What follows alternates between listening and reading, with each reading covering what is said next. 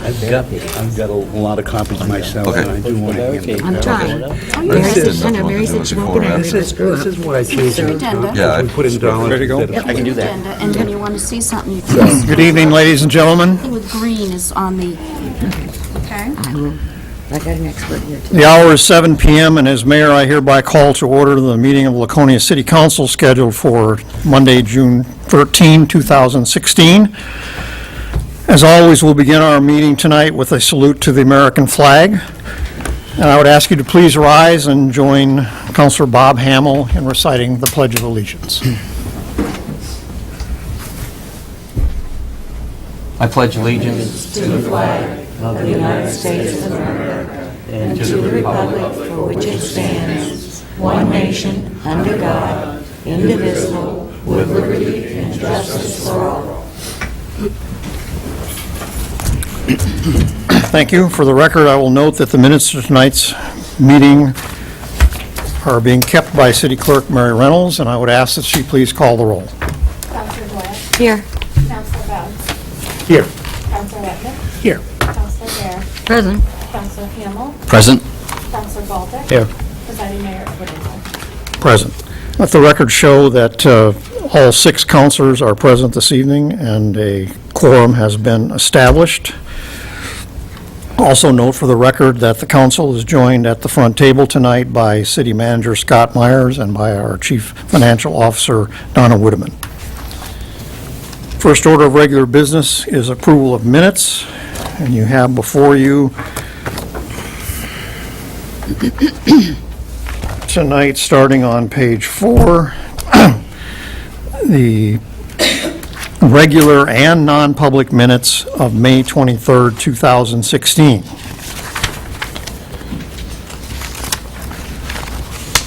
The minutes of that regular meeting were distributed on May 25th. No corrections were suggested to the clerk's office. The non-public minutes for that night were sealed and distributed to the councils, and no corrections were submitted to those either. So we have one last chance here. Is there anyone who wishes to add or subtract anything from the minutes of both public and non-public meeting on May 23rd? If not, I will declare those minutes to be approved as submitted by the clerk. Next up, we had a special budget hearing meeting on June 6th. The minutes of that meeting have also been submitted and are a part of your record tonight. Are there any changes or corrections to those minutes? If not, I will also declare those minutes to have been approved as submitted by the clerk. Consent and action calendar tonight. We have 3 items. Beginning on page 21, we have a request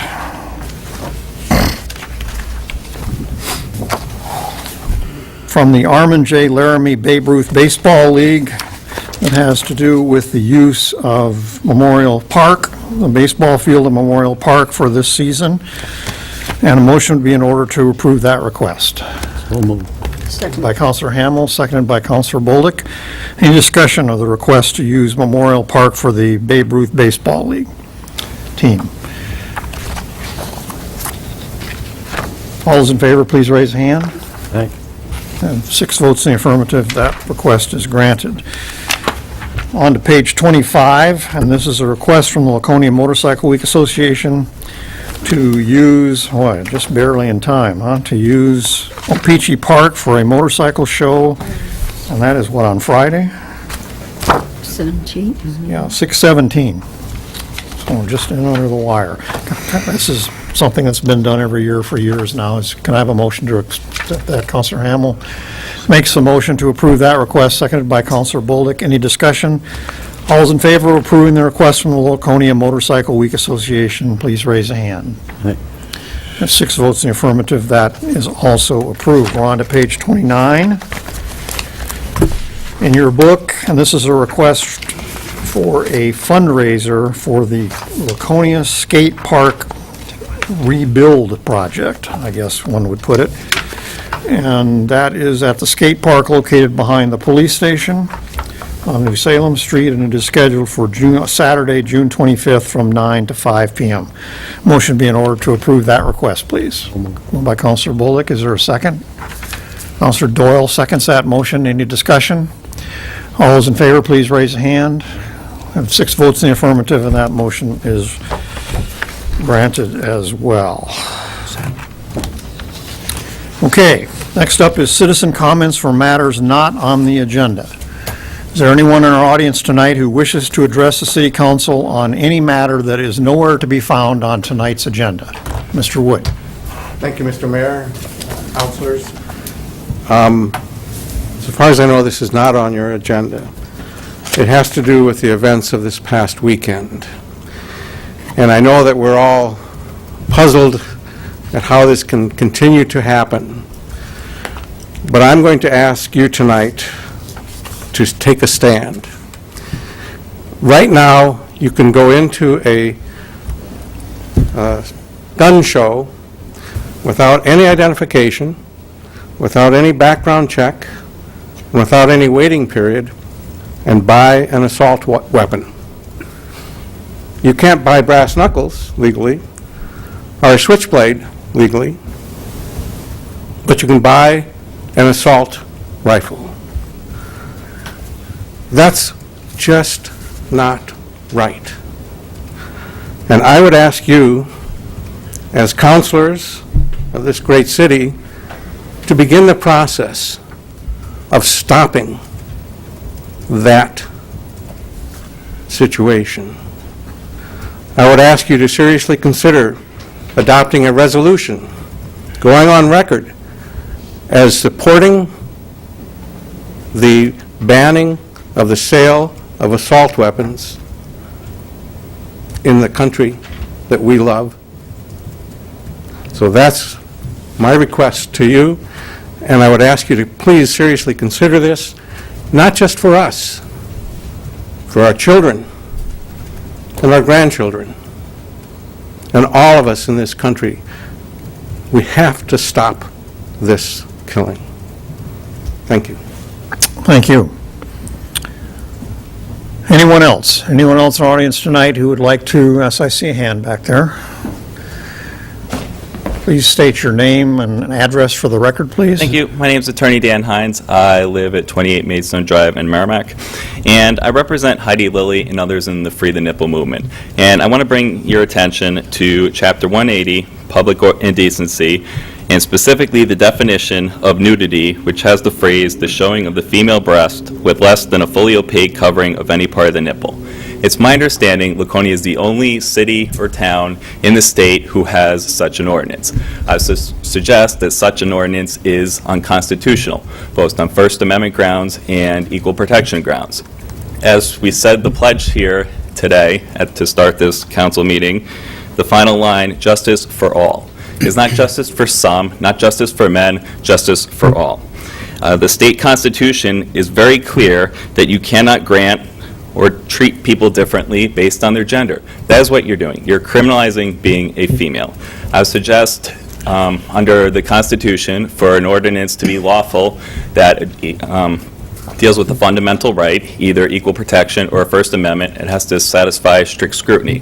One of the things required in that is the least restrictive means. If your goal is that it's a morality issue, you could make it so that no one could be topless. But yet, that's not the language that was chosen. The language chosen specifically makes it illegal for women to be topless. So what we're asking is that the City Council address this issue, and we're asking for your city ordinance to be amended to strike the phrase dealing with female top nipples and make it a gender-neutral ordinance. That's what we're seeking, so we ask the City Council to address that issue. Thank you. I'd be happy to take any questions if anyone has Any questions for the attorney? Councilor Hamel? No, but I have a comment. Over the weekend, there's 50 people dead for what they believe, okay? In Laconia schools, there's 70% of our kids are either free or reduced lunch because their families qualify for it. A senior center puts out 150 meals a day for seniors who can't afford or may not have a meal. We have a Boys and Girls Club where probably 300 people go because maybe they don't have a father or mother at home, so they have a place to go. In your your client, whole theory on life is whether or not she can show her nipples in public. Now, in my mind, that's pretty pathetic with what's going on in the world. I mean, I would think that she could put her thoughts in a more helping way. But for her whole theory of life is whether she can show her nipples or not in public, where there's kids at a young age that should not be exposed to this. I don't know where she's coming from with this, but I'm not changing nothing in Laconia. I feel sorry that you believe it's pathetic for It young is girls pathetic. and women to want to be treated the same as you. Sorry? Well, this will be an issue for the court if city I guess so. council does not address it. Just getting heads up. Thank you for coming. Anyone else? Yes. Again, please state your name and address for the record. My name's Heidi Lilly, and I live at 12 Breton Road, Guilford, New Hampshire, and I'd like to speak directly to what you just said. Just go ahead. I work in hospice care. I work with dying patients on a regular basis. Good. My basis of life is absolutely not freeing the nipple. I could care less if I never showed my breast. Absolutely never showed it. I have no desire to show my breast. Obviously you do. No, obviously I don't. My issue is that women have the same rights as men. Women get paid 27 cents to the dollar less than a man does, That's got on nothing to do with average. you. And a woman should have the same right as a man should have in this country, in the state, and in this town, and they do not. In the first place. Let her finish. Go ahead. Go ahead. I'm fine. You're from Guilford. That's right. This is the Laconia City Council. That's right, and I've been arrested in this city. And we do not have to, Go to Guilford. And I have something that has been given to me by a resident that would like to propose a possible change that I'd like to the amendment, Put it in the to back. the ordinance, rather. This is a Laconia resident, did you say? No, it is not. Oh, But it is a possible ordinance change. see, it's getting hotter by the second, getting down to me here. All right, thank you. So, So do you want to address this, or? it just addresses the issue that was So this the is initial, this the is a initial suggested problem at amendment? hand was harassing women, and that addresses the initial problem and not the female nipple. That change? So I'm just trying to understand. This is suggested language change to the City Right. of Laconia ordinance. That's what it is? Right. Okay. I just wanted to understand what it Right. was. I'm open to questions or suggestions. Any other questions for this lady? Nope. Thank you. Okay, thank you for coming. Anyone else wish to address the council on a matter that is that Mr. Driscoll? My eyes aren't so great. Welcome. Good evening. I actually have a couple of issues that are on the agenda tonight that I'll be back, but I just wanted to keep the city council apprised. As you clearly are aware of, it's currently Motorcycle Week. We're performing our fundraiser down at the beach parking lot during this week for the Weirs Action Committee, and just want to let you folks know, since you approved it, that due to the unfortunate circumstances for the Community Parks Association, that's just down the street from us, that they could no longer do their fundraiser there, that we have teamed up with them in a way to split the lot this year so that they can, continue to hopefully make up some of the... Could I ask the city manager to comment on this? Because we've had this conversation and discussion, and clearly not everyone's on the same page on this. I'm talking about the Weirs Community Park Association's use of the parking lot at the community center.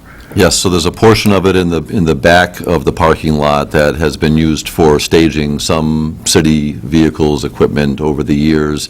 This year, a little bit more of it is being utilized, partly because of Laconia Fest, but a significant number of the parking spaces, is my understanding, are available for the community center group.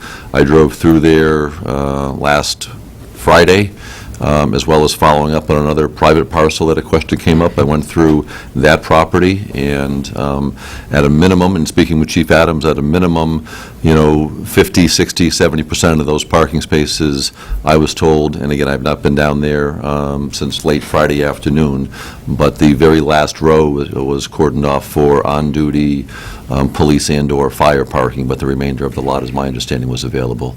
Is the front lot available like last year? Yes. Is that, you have an understanding that's different than that? I have an understanding that they were reduced in what they could do. They came to us as the other. So are they parking cars there? I haven't been down there yet. I was actually Okay. in Baltimore earlier today. Mr. Dunleavy? Yeah, can you enlighten us here? Kevin Dunleavy, Director of Recreation and Facilities. Just to clarify, the Weirs Community Park Association came to the Park Commission requesting what they normally do, which is the front parking lot for fundraising, and also the rear, a portion of the rear parking lot. Because of the concerns and the extra needed space for city services and city police and fire, we met with the Laconia Police and Laconia Fire Department, Don Richards with the Weirs Community Park Association and we allowed them to, we needed to, the police and fire requested the front parking lot, which they normally don't, and a greater portion of the upper bay of the rear parking lot. The middle bay or the lower bay of the rear parking lot is set aside for the Weirs Community Park Association for their fundraising. I'm not sure how many spaces that amounts to. They were significantly reduced, but there is still some spaces available for them for their fundraising. So what do you mean by the lower bay? There's, in the back parking lot, there's two bays separated by They're islands. not allowed to use the lower bay? The upper bay, no, they're not allowed to use the upper bay. Okay. What I would call the lower bay, closest to the road. They are is allowed to use the lower bay? completely theirs, right. Okay. And the one in the front they can't No, use? they cannot use the one, the police and fire had requested that. In the front of the building? you mean, Right. Not on the highway? Right. In a typical circumstance, they only request about half of the upper bay. And this year, they requested the front parking lot and all of the upper bay in the back. Have they ever been used the upper parking lot, or the front parking lot? They never did. Police and fire did many years ago, but with a reduction in the amount of need for police up there, they gave it to the Weirs Community Park Association for their I wasn't aware of fundraising. that. Okay. I'm sorry to interrupt you, I just... Not a problem. We were approached by them as well as... Our council. understanding was that they still had plenty of parking down, the Park Association still had the opportunity to park cars down there. My understanding was that it was so reduced that it really wasn't going to be worth their while to spend the time and the hours doing it. It was going to cut, I mean, they raised maybe $5,000, I think, over the course of the week, 7, maybe. That I'm not 100% sure. And it was I'm going to not cut in it that down group to, either, so. like, maybe 2. It was going to be, that is their single largest fundraiser. So they're not doing it? We're doing, we're actually... No one's charging for parking? Not there. They just really felt that it was not going to be worth their while, and they, quite honestly, the money they make on that lot is what funds some of the maintenance and a lot of the programs that they have there. So it was going to be a substantial hit to their pocketbook. Okay. Counselor Bowling? Why do the police need so much more parking this year? Laconia Fest. They just wanted to, they didn't know what to expect, so they wanted to make sure. Remember years ago, that used to become Station W? Mm-hmm. It's back to Station W this year again. Or at least that's what I've been told. Sorry to have interrupted you. Not a problem. Now we got that all. Where on. were you when I just, it's the city who is the one who approves this, who controls these things. This was another group in need of this, so I just wanted to keep you apprised of the fact that, we recognize that. We recognize the other needs in our community, and we really wanted to work together with people to get people as whole as they can be. I've already heard we got all their volunteers on the schedule, ready to go, so we're hoping that it's a very successful week. Okay, Thank you. thank you. Thank you. Anyone else have something to speak to council about that is not on tonight's agenda? I missed that one. Okay, we'll move on. Public hearing. Page 33 in your book. This won't take but a minute, I don't think.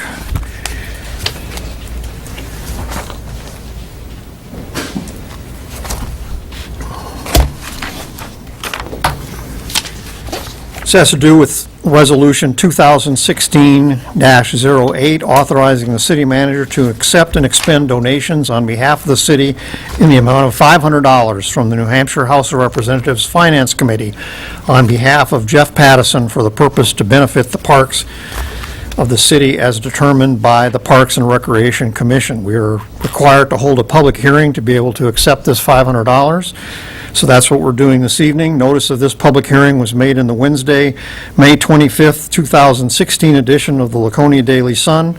It was also posted at City Hall, at the Gale Memorial Library, the Laconia Community Center, and the offices of the Laconia School District.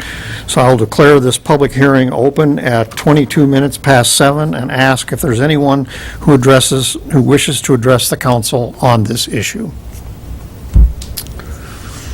I don't believe anybody's moving, so I'm going to declare the public hearing closed at, what did I say, 7:23 p.m. And note for the council that this matter will be taken up tonight under unfinished business. Next up is mayor's report. I'll start with the obvious, and that is that this is the one time a year the mayor is allowed to wear a T-shirt as city council. I noticed that most of us... Just the opportunity. Most of us took advantage of the opportunity, but not all of us. And clearly, we're all aware of the fact that it is Motorcycle Week this week, and hence our informal dress. Secondly, I want to point out, because we don't have another meeting between now and then, that there will be, and we alluded to this last time, at our last meeting when we renamed the public walkway between the two mills nearby Peter S. Karagianis Way, that there was going to be a celebration in his honor at the Belknap Mill, and would like to note for everyone who is not aware of it that that celebration will be held on Thursday, June 23rd, which is just 2 days, I believe, 2 or 3 days before what would have been his 100th birthday. And that celebration will be held at 9 a.m. at the Belknap Mill. So I would encourage everyone to attend that for the official renaming of Peter Karagianis Way and the installation of the plaque designating the Belknap Mill as a property on the National Register of Historic Places. We got 2 for 1 that day. So that's June 23rd, 9 a.m. Would encourage you all to attend. Lastly, quickly, I'd like to mention that I had the privilege on Saturday of attending down in Exeter, attending the state championship boys lacrosse game for Division III, and I'm happy to report that our hometown Sachems won the state championship in boys lacrosse by a score of 11-7 over Pelham High School. So we're obviously extend our congratulations to the coaches and players and hope to have them in to see us before the summer gets out, as we've done in the past. And also note for the passing that we really are Lacrosse City, New Hampshire this year, because not only did the boys win the state championship, but the Wednesday before the girls did the same. Have them both here then, right? And so we hold, our kids hold both titles at the same time, which is certainly a rarity. The girls scored a literally last-second goal to beat, was it Kearsarge High School, I think, 13-12, I think was the score, and scored the winning goal with like 5 seconds left to go in the game. So, and again, we had them as our guest last year after they won the state championship, and we hope to be able to repeat that honor again before the summer's out, and some of them, the seniors anyway, head off to college. Committee reports. I don't know of any reports, but do have a question for Counselor Hamel. So I think we have a couple of items pending of some urgency before your committee. One, the final report on the fire station, and which is not on that list. Right. And item C, which is the Winnipesaukee flagship lease, which we discussed at our last meeting.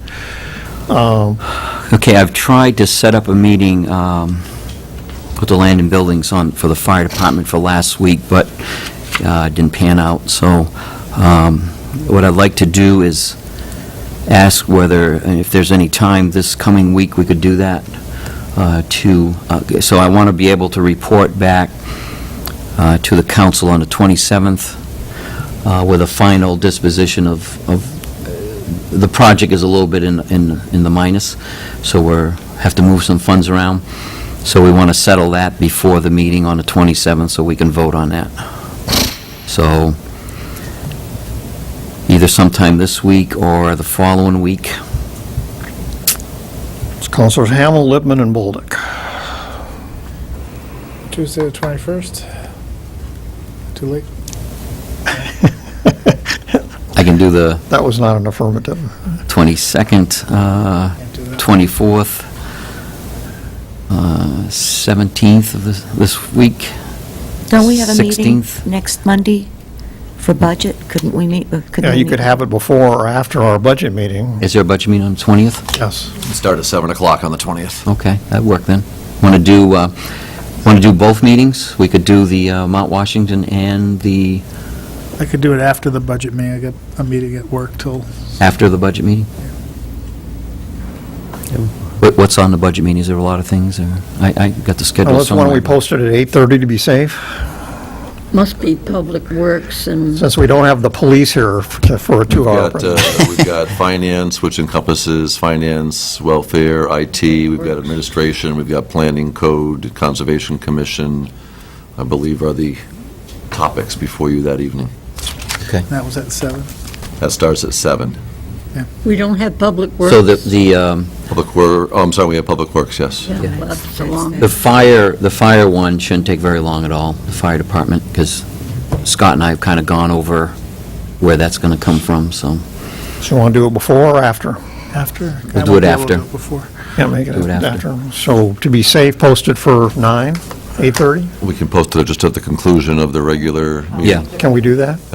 My only caution would be the folks from the Winnipesaukee Flagship Company would certainly probably want to be in attendance to be able to provide input on that meeting regarding an extension of the lease, so I don't know. Is that real time sensitive? I mean, could we do that on the following Monday, the 27th, at our regular We meeting? can, there's not, I mean, they were just looking to wrap it up so it didn't drag on too far into the summer, but 7th. What time That are we, would- what time are we starting on the 27th? Are we starting? 7 o'clock.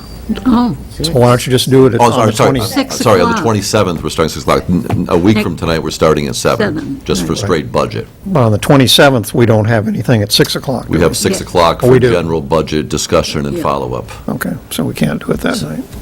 Want to do that one after the meeting on the 27th also? Sure. Or do you want to meet during the week sometime, or? Why don't you check with the Mount and see if they have a cruise scheduled? I don't know if they go out on Monday nights or not, but if they do, Well, like Scott said, they probably would want to be here. For us, wrapping up the fire station project this fiscal year would be nice to do, so if we want to do that, which just pertains to the Land and Buildings Committee, my recommendation would be schedule that for immediately following the meeting next week, and then we can connect on maybe a slightly better time than late in the evening if Yeah. folks want to come Okay, down. and that do sounds Mount good. Washington. All right, let's do that then. okay, so on the 20th, we'll do the Land and Buildings after the meeting. Okay, any other committee business? Yes. Counselor Bounds. Let me give you an update on the Laconia Flag Committee and where we're at. We last met on June 7th. We've adopted what I would call a very ambitious schedule. We're going to meet again on June 21st. It's our intention at June 21st or before the July 4th weekend that we'll have a website up and running, that we will begin the process of publicizing the flag contest. We're going to run dates right now from August 1 through the day after Labor Day for submissions. The plan is for the committee itself to review the submissions. I don't know how many selections we're going to make, but make enough selections so that it doesn't become a quagmire at the council, because it's the plan to put it before the council, and you should tell me if you're not happy with this, put it before the council for the selection of the winner.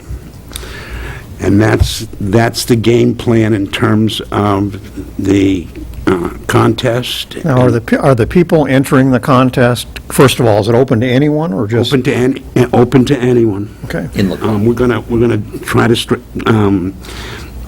get to the schools and citywide. It's going to be a citywide contest in terms of. But like if Larry Freites wants to do it, he can do it too.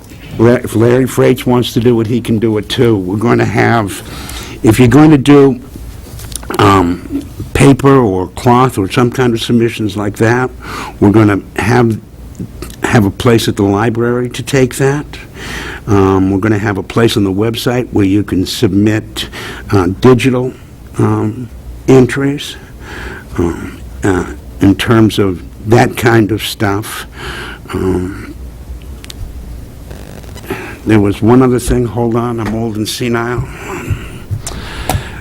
Oh, yeah, we're going to, the library is going to set up its own kind of display, and I don't know if it's up now, with respect to the city of Laconia and its history, sort of advertising the move to change the city flag. And at some point, I'm going to ask you guys for $1,000 for prize money. So, do the rules of the contest, whatever you want to call them, include any suggestions in terms of guidelines about what would be acceptable or not acceptable or encouraged or frowned upon? we haven't addressed that issue specifically, but members of the committee are concerned that we'll have a lot of entries that may not be the kinds of flags that some of us would like. So the process is going to be for the committee itself to go through the entries, cull it down, make decisions about what entries are appropriate and what entries are not, and then submit it to the council.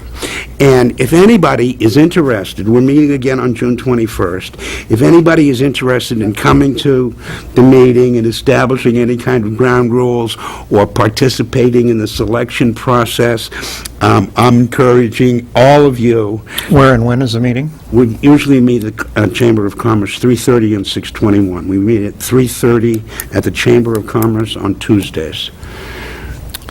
Okay, thank you. Okay. Got it all? That's it. Any other liaison reports? Nope.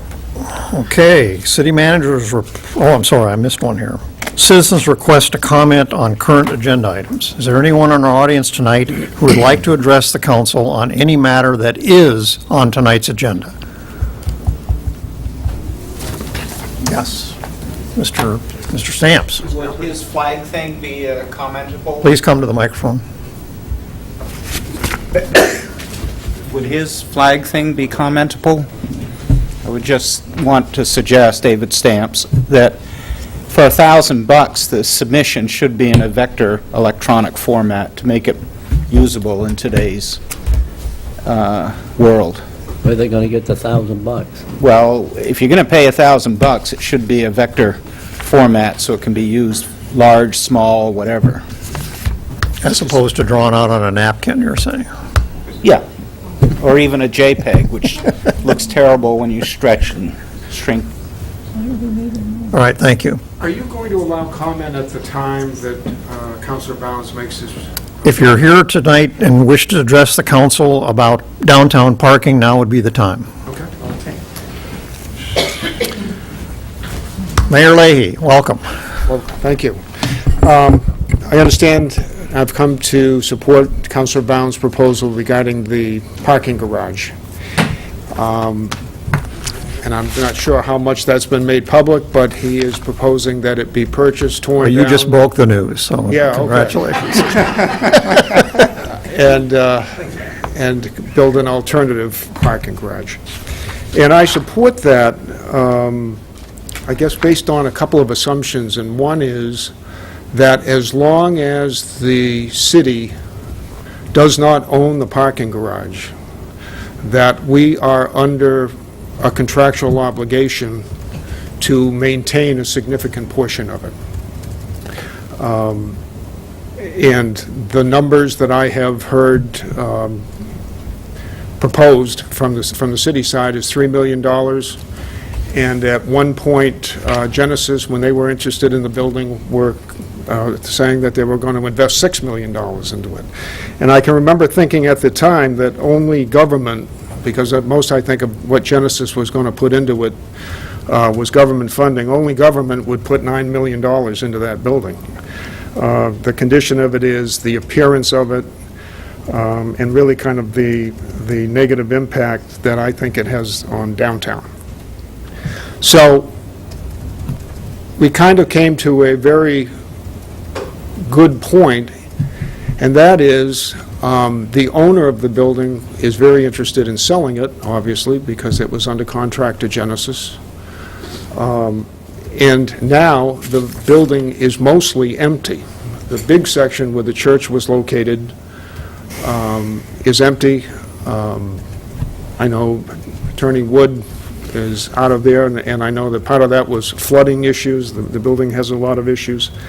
So it seemed like a good time for the city to make a move. And it would seem to be, from a financial standpoint, to make a lot more sense to perhaps acquire the property for the $1 million price. I know Councilor Bounds has all these numbers in terms of acquisition and taking it down. And then come up with some other solution.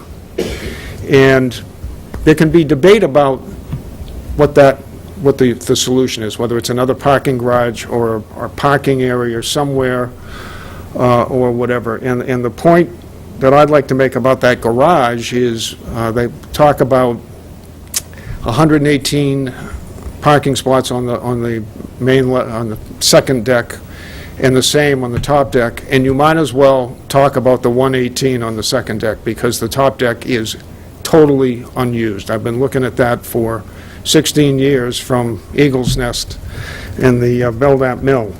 And that is, whether the ramps are working or not, there's just no use of that upper area. And so it seems like this could be the beginning of correcting the mistake that was made some 50 years ago by urban renewal. That southern section of Main Street, that from Hanover south, an opportunity to do something with that issue and reconfigure the street. If you put up a new building, put it where it should be so that traffic is allowed through there. And I think the final piece would be, we talk a lot about master plans and planning and so forth.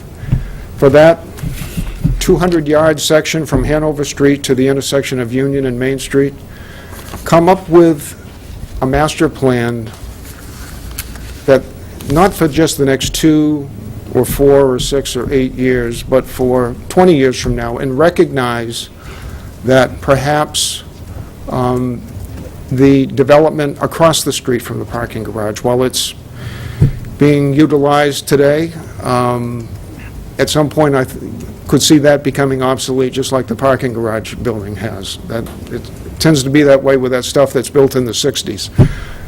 It's like keeping the high school and taking down the old Memorial Middle School. There's just There's something about the quality in that north end of Main Street. I support Councilor Brown's proposal. I hope in no way we would ever consider putting $3 million of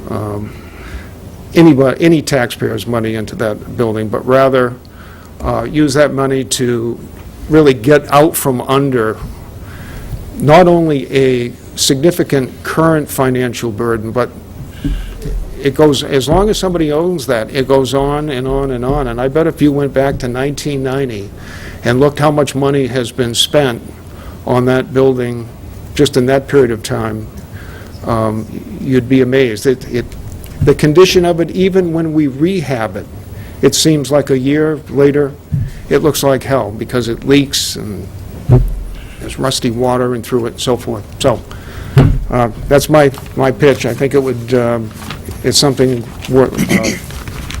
certainly worth considering. Thank you. Anyone else wish to comment on a matter on tonight's agenda? Mr. Driscoll.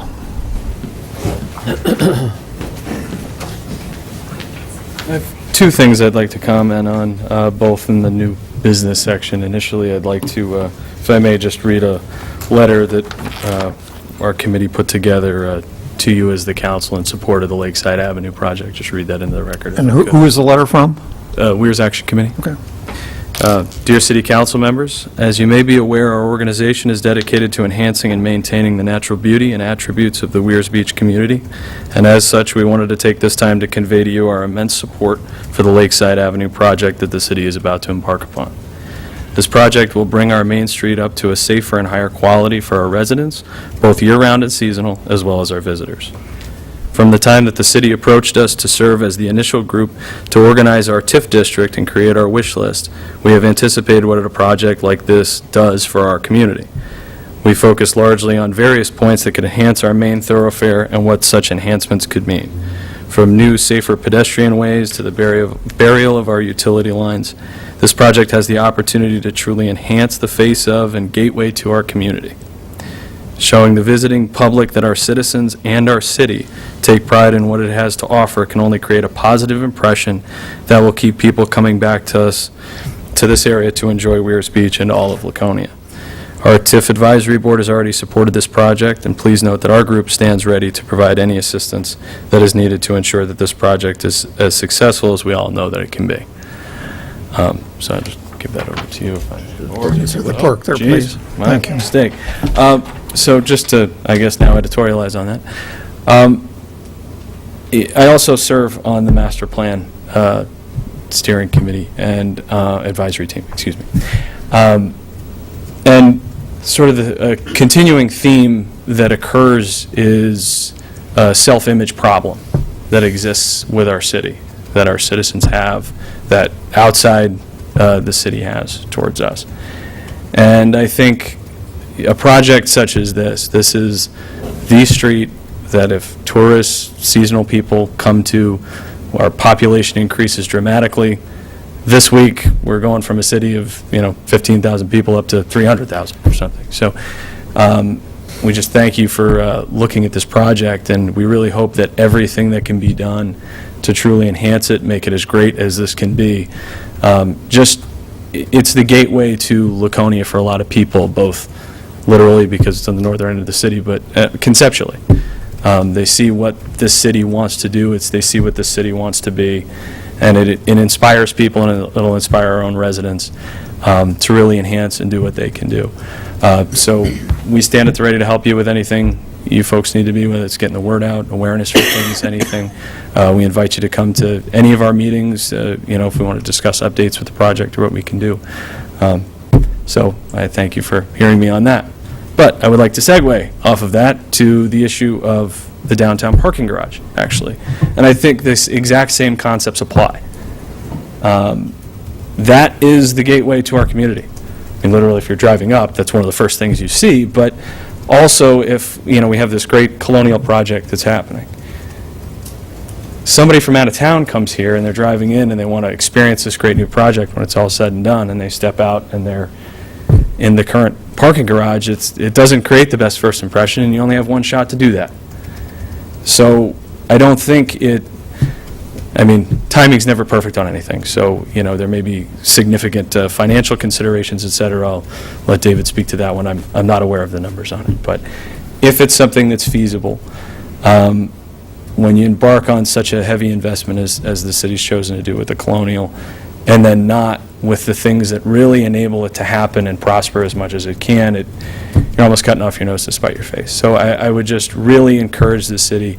I love this step forward again on the Lakeside Avenue project, and this is a very similar one, that you're taking on these tasks that really can improve what we think of ourselves and what the outside world thinks of us, and rising tide lifts all boats.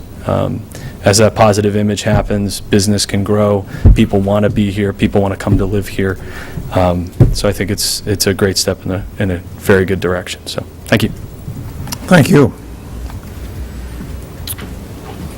Anyone else? Mr. Wood. Thank you, Mr. Mayor, Councilors. Patrick Wood. I have an office in downtown, and I was at one point in the parking garage, and as Mayor Lay suggested, we did have some issues with water. And I understand that this is a huge financial situation, suggestion, but it's an important thing to consider. We need to do something about downtown parking, and fixing that garage is really not the solution. It is a temporary fix, but it doesn't provide a long-term fix. Councilor Bounds has talked to me about his proposals, and while I may not agree 100% with all of the parts that he has to talk about this evening, I agree with the spirit of it, his proposal. I think it's important that we look at this openly. There are opportunities now to make a major change for the downtown. I think there are possibilities of financing this through different avenues, and Councilor Bounds has been exploring those, and there are things that we can do as a community. There are things that can be done through the TIF to provide assistance on that. But I think we need to make a decision to move forward with a new parking facility for downtown Laconia.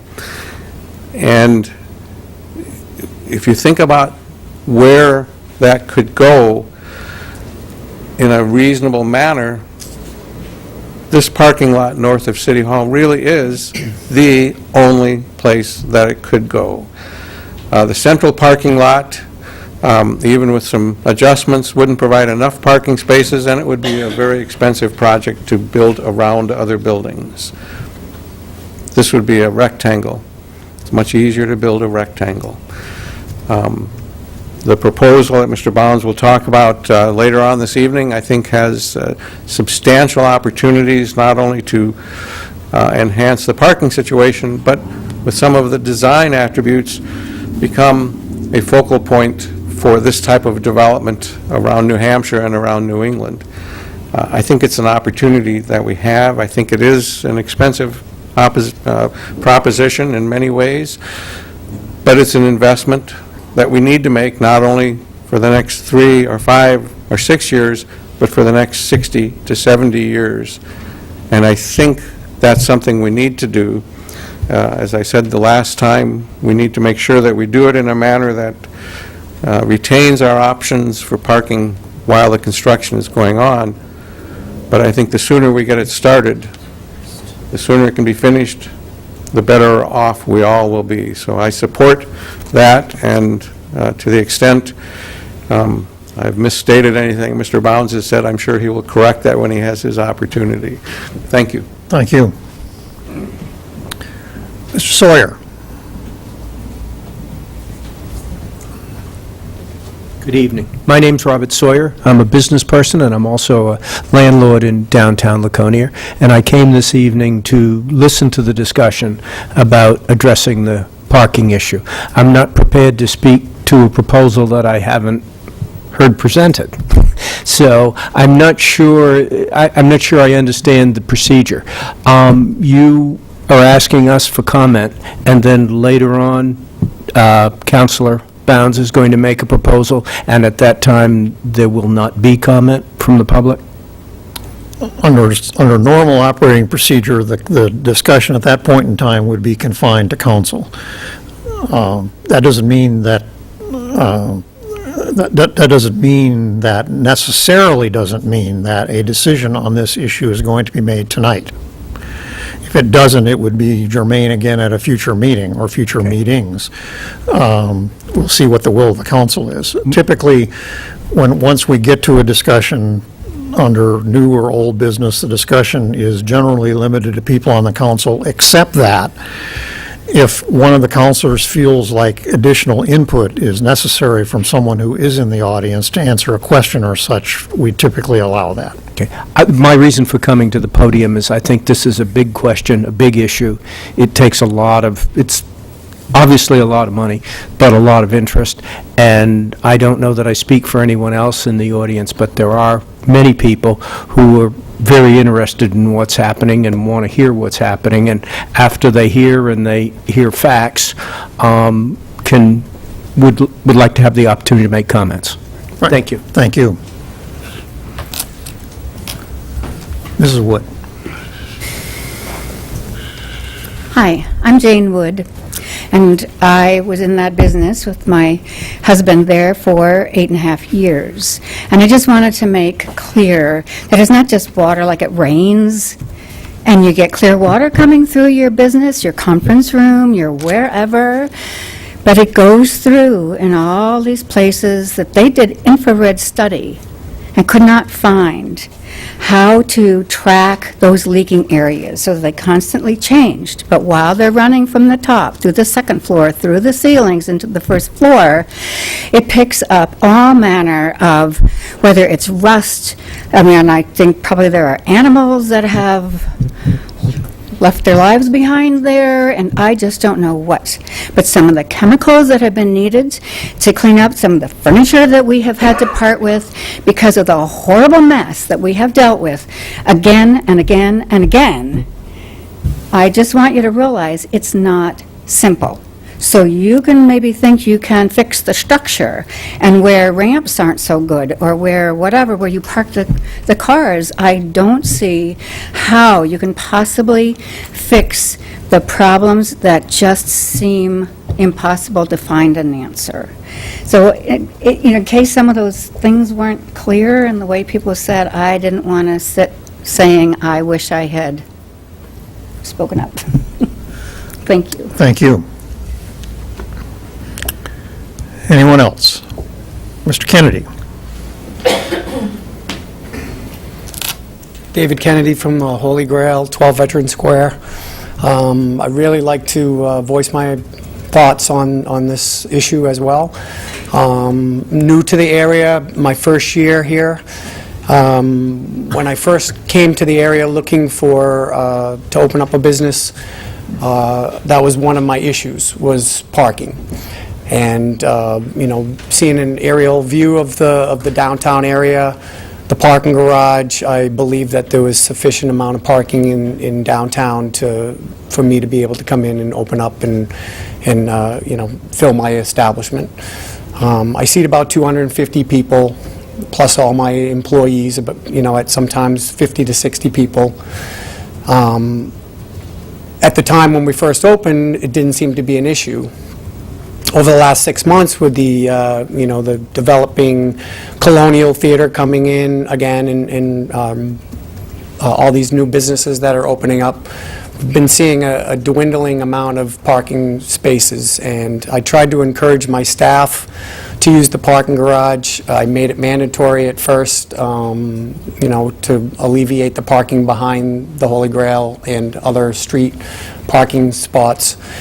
And, they had issues with vandalism to their cars, and some of the younger employees felt not threatened, but they just didn't feel comfortable, even though we made sure that we walked some of them to their vehicles. They find other places to park. They're not using that parking garage anymore. As other comments were made, the parking garage just isn't being used, and as of right now, it's just an eyesore, I believe. And I really think that this would be a benefit, huge benefit to downtown. It would encourage other entrepreneurs and businesses to come into downtown area and fill up those other vacancies that we have left. I feel, very confident in downtown. I see a big difference in the last year, and I just want to say thank you for, jumping on this opportunity, and I really support it highly. So thank you very much for your time. Appreciate it. Thank you. Anyone else? Mr. Stamps?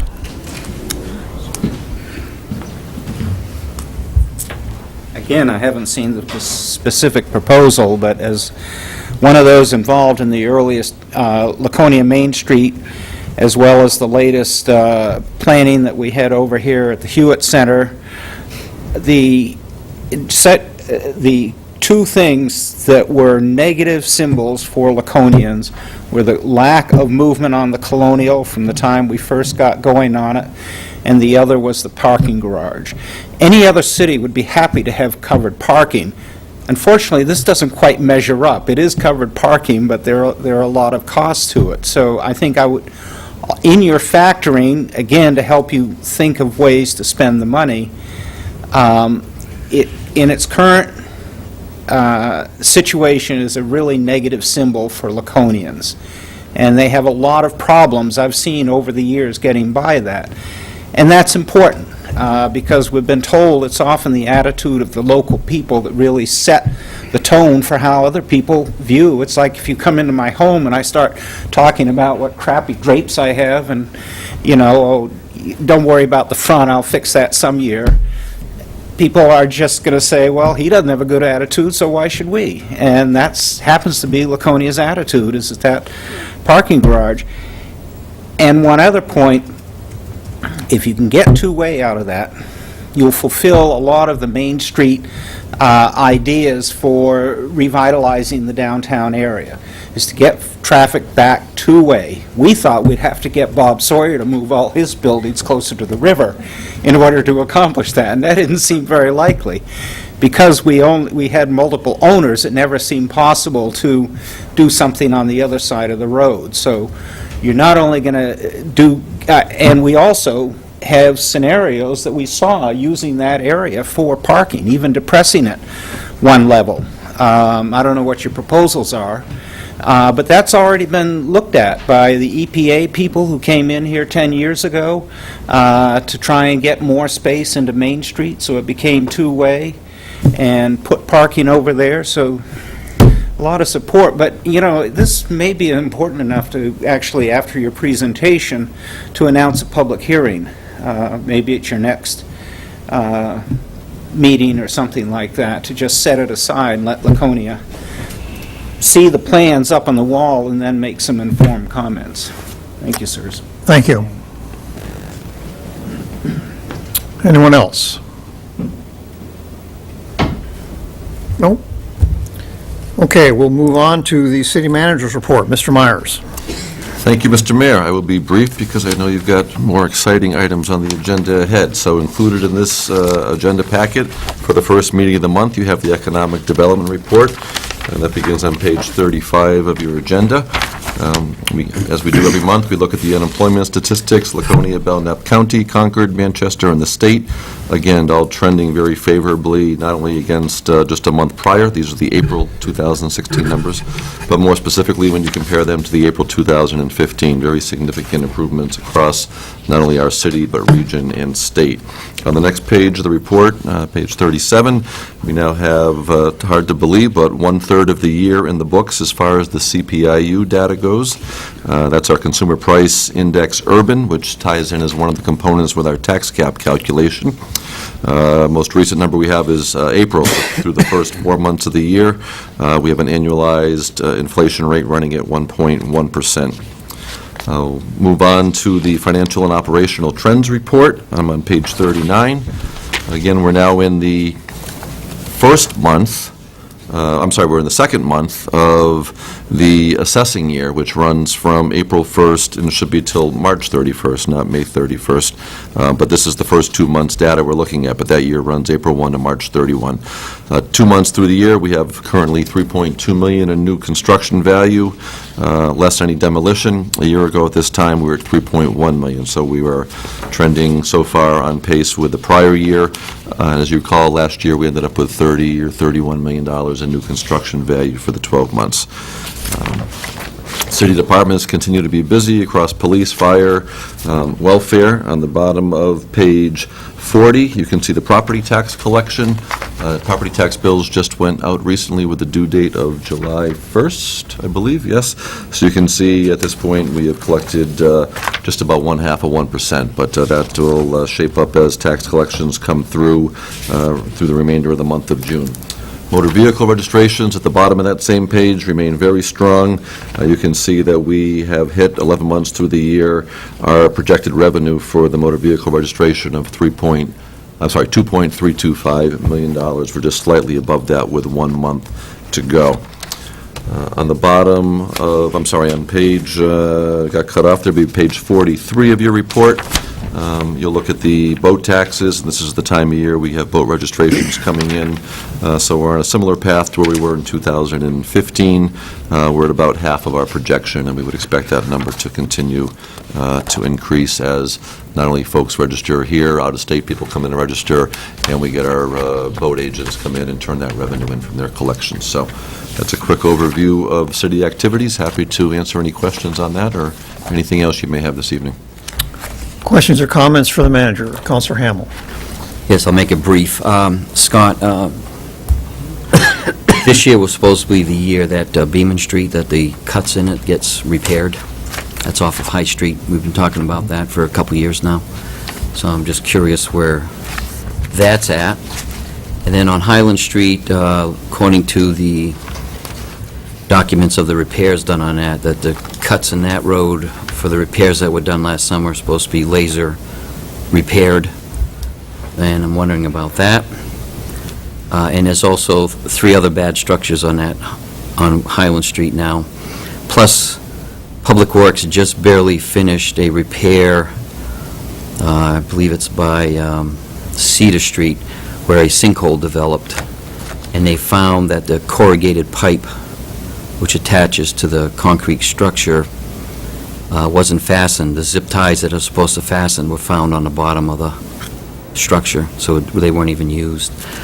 So we repaired that, so my interest is whether the contractor will pick up the repair on that one. I don't have any specifics for you tonight, but I will follow up on those locations and report back to the council. Okay, thank you, Scott. Anyone else? Questions or comments for the manager tonight? Is that the end of your report? That is the end. Okay, thank you. All right, we're on new business. We have 7 items under new business tonight, the first of which, I'll refer you to page 44.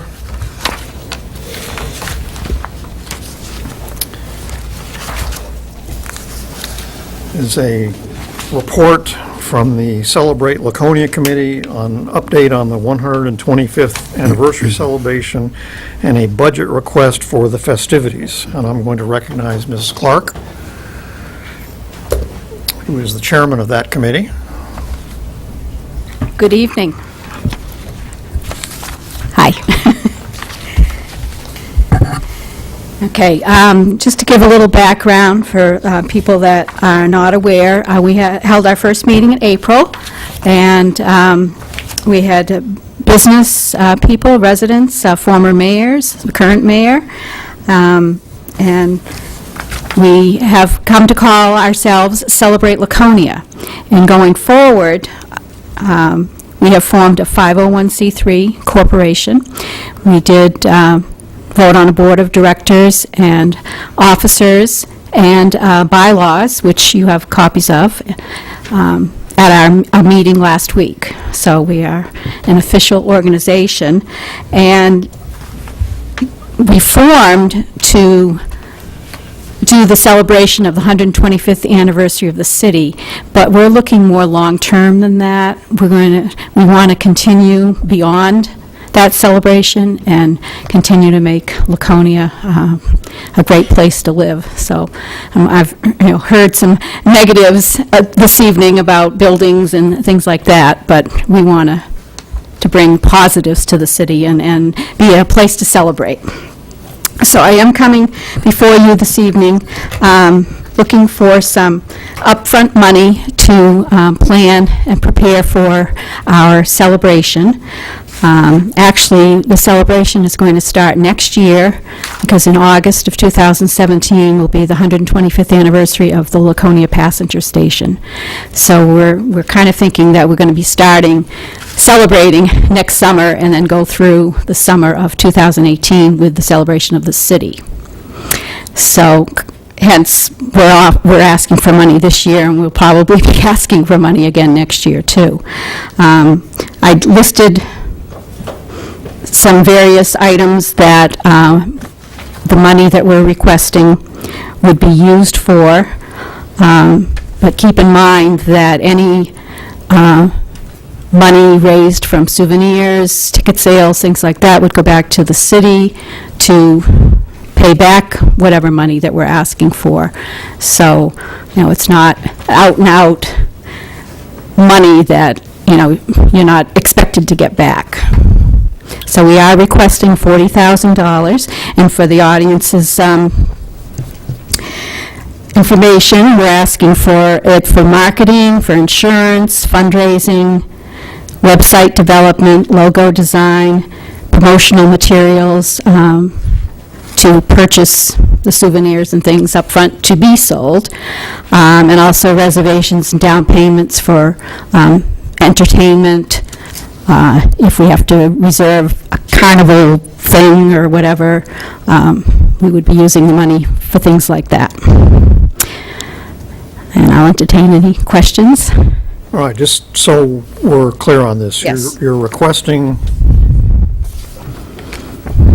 the budget that's currently under consideration. Correct. Fiscal 17, an allocation of $40,000. Yes.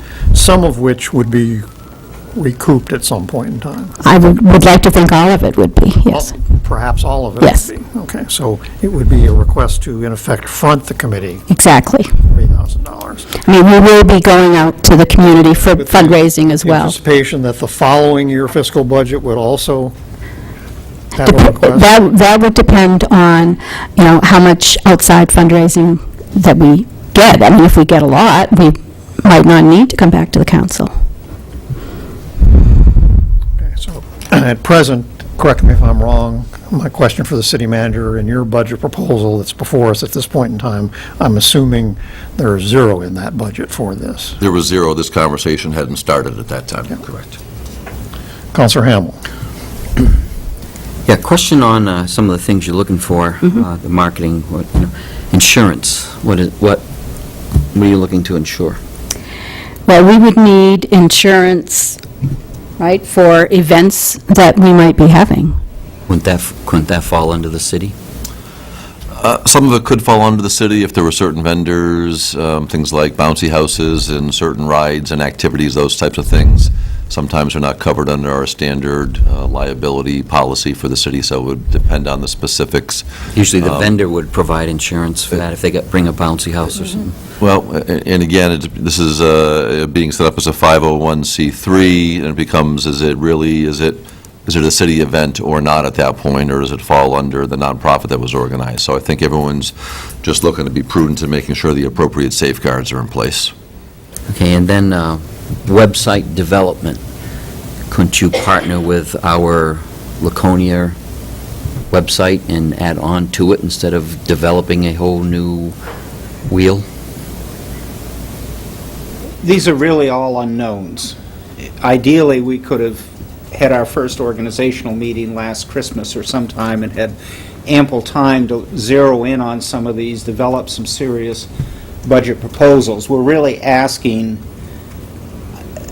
on a wing and a prayer, because we don't have substantial documentation that you'd be used to for a department or something else for all of these. Our first organizational meeting was less than 2 months ago, and we simply put our heads together and said, these are the kinds of things that we're going to need, and this is the probable amount of money. I'm, by the way, vice president of this corporation. It's not clear that we're not taking this away from the city necessarily, but we wanted to give donor sponsors an opportunity to get 501c3 deduction for any, because the city doesn't confer that tax advantage to any donors. I'm not sure how much the city will get back even at this point. It would be nice if this were zero net to the city, but we're talking fireworks, we're talking possibility of concerts. We've got 2 different dates in mind, both March of 2018 as well as July of 2018. So that's what we'll be doing over the next few months. And if you want to hear specific, if you want to allocate the money and then ask to review certain budget expenditures on that, I think would be okay with that. We're not just trying to grab a piggy bank and run. Do you have an overall budget set? 40,000 is what we said in one evening's conversation. This is the total budget. That's No. No. You asked us how much we felt. Right, so my question is, what is the total budget? I'm trying to look for what a percentage of this would that. Pat can address what happened at the 100th anniversary. Maybe that would help a little. Give you a little bit of an idea. Patrick Wood again. I was fortunate enough to be the chairperson of the 100th celebration. And at the end of the year, when we added up all of the monies that we had spent, it was about $125,000. And we returned to the city about $111,000. So I think the net cost to the city was about $14,000. That was 25 years ago. Some of those costs are going to be higher. But we haven't had a chance, as David and Pam have said, we haven't had a chance to get into the nitty-gritty of some of those things, but we would anticipate. So in that year, all 125 was city money originally, fronted by the city? There was no private? Well, we did raise money. That was to reimburse for some of those expenses. We did raise private money. Okay, But so the private money came back to the city? That's correct. When we made money, because it was fully a city event, the whole thing, and as money came in, it was deposited in the city's treasury. But we would, as we needed money after having our meeting, we would come into the finance office and request an advance. And that's sort of what we're looking for here, is a line of credit that allows us to get some seed money into some of these things. So logically then, the 40 is the first 40 of 150 or something like that? It could be. Over 2 years? Yes. Could be, that's correct. But knowing your budget cycle, we felt that we needed something, knowing your budget cycle, you needed something before July 1st. This is the best we can do, given the time constraints. Okay. Any questions for the committee members?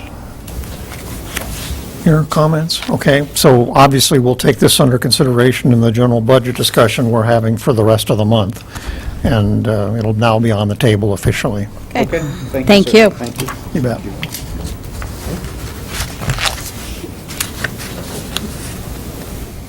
Item number 2 is a recommendation by the Weirs TIF Advisory Board for Lakeside Avenue improvements associated with the relocation of utilities underground. There's a memo on page 56 of your packet that's relevant, and I believe that's the only... Yeah, so is there someone going to make a presentation? Mr. Dunleavy, is Johnny on the spot? Great, thank you. Kevin Dunleavy, ex officio member of the Weirs TIF Advisory Board. We also have in the audience Robert Ames, Russ Poirier, and Joe Driscoll, who are the 3 members of the Weirs TIF Advisory Board. They're available also to add any or answer any questions you may have. The This relates to the Lakeside Avenue project, and as many of you know, there's an upgrade component of this project, which includes what I would call the base project, which is road improvements, sewer and drainage upgrades. There are also other improvements that were of interest to the community, in particular and specifically the burying of the underground utilities from Endicott Street to Tower Street, and in relation to that would be new streetlights. There are also some other enhancements that have been proposed, but primarily we're focused on the underground utility component and the replacement of the streetlights with a more ornamental streetlight, because those utilities will no longer exist when they go underground. We come before the council to request funding through the Weirs TIF fund in the amount of, what's listed on your memo is $1,050,000. That does not include a contingency component that I failed to include in the memo. So what the advisory board is seeking is $1,150,000. And I'll break that out for costs. Underground utilities are estimated at $700,000. The street light, new street lights will be $250,000. And then a contingency and engineering component is about 20% of that, which puts us more or less at the $1,150,000. Now, the request is a not-to-exceed amount, and I'll read the memo just so it's clear. The recommendation to the Laconia City Council by the Weirs TIF Advisory Board to utilize 80% of the available Weirs TIF district funding not to exceed $1,150,000 for the relocation of utilities underground and new streetlights on Lakeside Avenue from Endicott Street to Tower Street, with the understanding that other additional improvements associated with the Lakeside Avenue project are still under consideration by the advisory board. And just to emphasize a few things on here, the advisory board specified that 80% of the available funds, they would still like to have other funding available for other, seed money for other potential projects that may occur in the future. I'll also emphasize that there's the understanding that additional improvements associated with Lakeside Avenue are also under consideration by the board, and those components include the materials for the sidewalks, potential parking kiosks and replacement of the parking meters. There's a few other items I think some of you remember. Upgraded crosswalks, bump outs, sidewalk furniture. So those are all things that are the advisory board would still like to consider. The reason for focusing on just the underground utilities and the streetlights at this point is because it's the timing issue of that. The underground utilities need to be designed in order for us to get those in at a time and for construction, which is expected to start after Labor Day of this year. So I guess at this time, if there's any questions, I'd take them at this time. Okay, I'd like to clarify a couple points. I just happen to have the benefit of having had a discussion on this subject with the city manager this afternoon. So I wanted to make sure I understand and pass on that understanding to others. So first of all, I think we all recall and remember the timeliness of this decision-making process, that we've sort of got an internal clock ticking here, that we have to make a decision on this tonight on just the part about the underground utilities. And at our last meeting when we discussed that, we also discussed putting in play the possibility of extending the underground utility project north of Tower Street. And I understand there's an estimate on that, what that would cost? We did, Mr. Mayor. The city reached out to Eversource and talked about what the cost would be. In approximate terms, the distance from Tower to Foster, where it was discussed, is about 25% in round numbers of the distance coming in from Route 3 up to Tower Street. So just for putting the utilities underground in and of itself, probably about $175,000 plus engineering costs. So for round numbers, $200,000 additional. And then above and beyond that, since you wouldn't be having the telephone poles with the aluminum, arms with the lights on them, it would then trigger some additional lighting on both sides of the street. I don't think we factored in an exact number, but if the remainder of the street was going to be $250,000 for lights, we could again probably figure about 25% of that number, so another, $60,000 or $70,000. So it would add somewhere around $260,000, $280,000. So we're roughly at 1.4 million to do up to Foster Street. Approximately, yes. And again, this is still subject to Eversource going in and doing the final engineering. It's a significant project for them to do. They're giving this their best estimate at the moment, but they're not going to sink a whole lot of staff time into firming up the numbers until they know that the city's looking to move forward. And the presumption is that we would borrow the money to complete this project. We would borrow the money to complete the project in the Weirs TIF account, being our newest TIF. Currently, and it's in your financial report tonight, has a little over $11,000 in the account just from year one. This year, in the very last page of your budget book, we have the pages for the 3 TIFs, and there's just under $30,000, so in round numbers, $30,000 slated to go into the Weirs TIF account this year. Within the TIF district, the boundaries that make up the map of the Weirs TIF, because it is not the entire Weirs, there is some significant development going on, including the projects that are going along Scenic Ave, Scenic Drive, as well as the surf coaster properties in there, where something to materialize there. We know the drive-in property is on the market, so there are some significant potentials for this account to grow at a much faster pace. So even though it's only generating the $30,000 this year, knowing some of the building permits that have been pulled in some of the projects going on Scenic, we think this is going to grow fairly quickly. I'm roughly estimating the principal and interest payments to be in the neighborhood of $100,000. For this project, as a ballpark number, yes, be $100,000. Without stopping at Tower Street. Right. I haven't added that in. So just make sure I understand it and we all understand it. The idea is that we would borrow the money now, the city would, and we would owe, in the first peak year, we would owe $100,000. That would be our debt service, principal and interest payments, of which $24,000 would come from the Weirs TIF fund.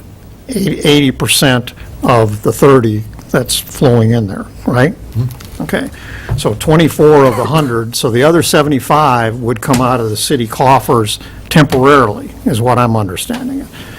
And in effect, it would be a loan from the city to the TIF district, so that as the years went by and the Weirs TIF fund became more viable, the city would get paid back. Yes. And so that eventually, assuming all this works, when the entire debt is retired, it will have been, in the end, totally retired with TIF funds. Is that my understanding? That is correct. Okay. So everybody got that? So we would loan the TIF district the money because they don't have the cash flow now in that district to handle the debt service, but they would pay us back every year. TIF, well, it might be a few years before they could start paying us back, depending on. Yeah, but as they get the We're money. spending 100 every year and their income's 30. It might be a few years before they could afford to do that, but. Before they can cover the whole payment plus starting Plus to pay pay us it back. back Yes. what we'd loaned them in the interim, yes. Now, is this just to Tower Street, or are you talking? Yeah, if we want to go up to Fowler, or Foster, rather, we've got to add another $250,000 to that. Yeah, plus. Yes. And are we thinking, if you're going to go beyond, you haven't mentioned water and sewer? The water and sewer is doing the scope of work right in that general area. And again, and so that's their need for doing it, is the water department, and that's where their need is for doing it. If they needed to go further, they certainly would be doing that while they were down there working on this project. But that is their primary need for replacing with an upgraded water line. So has the TIF board discussed going up to Foster? It was brought up at the meeting. I think for the sake of discussion and getting the ball rolling and making decisions, it was under the assumption that it was going to be from Endicott to Tower, although there was a discussion about going to Foster. But correct me if I'm wrong, gentlemen, you were under the impression that it was going to be Endicott to Tower, correct? Mr. Ames? Come on up.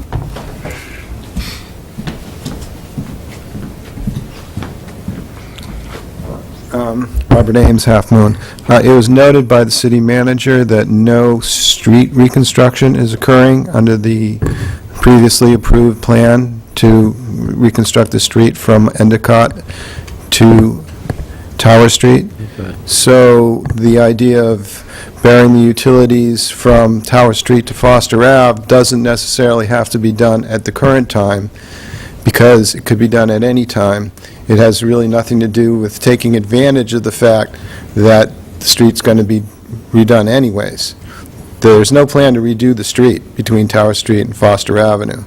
So there's no immediate rush on that aspect of the project. There's no plan to dig up between Tower and Foster. Okay, any questions or comments for either Mr. Dunleavy or in general?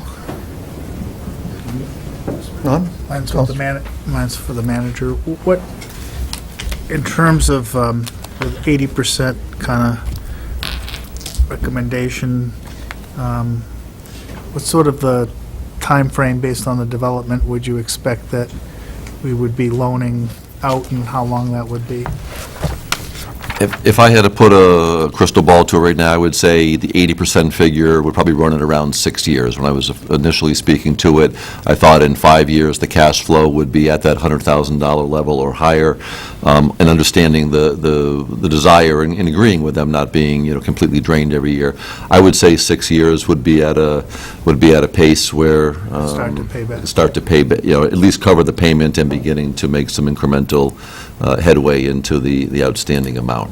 I think when the mayor and I were discussing it today, we looked back at the downtown TIF going back to, and I don't have that sheet in front of me, Mr. Mayor, but I think if you look back at 08, 09 timeframe, there might have been about $30,000 or $40,000 flowing into the downtown TIF at that point, and currently we're in the 180-something thousand range. So that at least, I think it was there you go, the very top left corner of that sheet. It started out at 100,000, or didn't start it was $100,000 a year in '09, and in '16 it was 183,000. And again, just knowing what's in the pipeline with permits and activity, I expect it to be a little more rapid with the Weirs district. So we would be lending somewhere in the neighborhood of $300,000 before we get... As a round number, yes, we would have a due from out of the general fund, and our undesignated fund balance carrying that for the Weirs TIF to be repaying us. Councilor Hamel. Scott, clarify my memory, the TIF contribution, does that happen at the end of construction or when an occupancy permit is issued? It happens when the assessed value is captured. Okay. So, and again, all new value gets captured for the assessing year, ending March 31st is when assessing valuation captured, and then that shows up in the fall tax bill.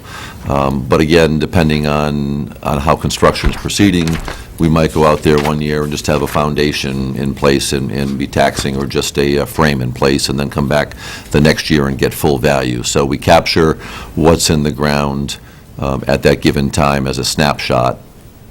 Okay. Thanks.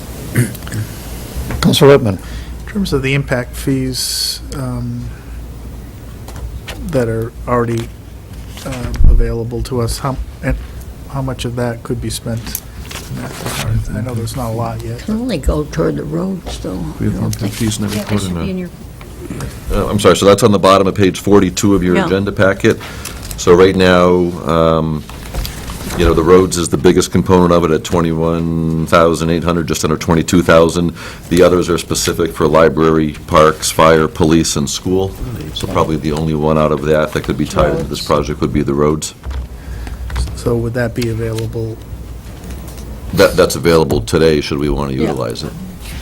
Those are also the units out on Scenic Drive.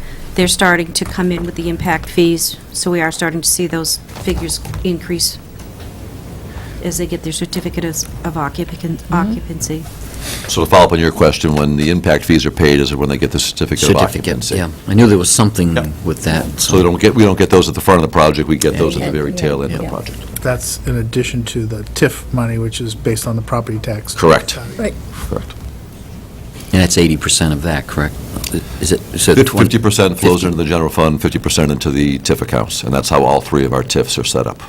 Okay. Any other questions for Mr. Dunleavy while he's here?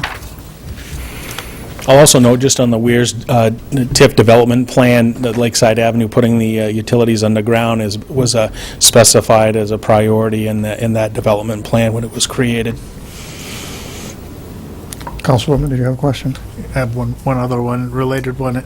I remember and maybe my memory's wrong, but I remember at a recent council meeting, there's some discussion about the condition of the boardwalk and that needing...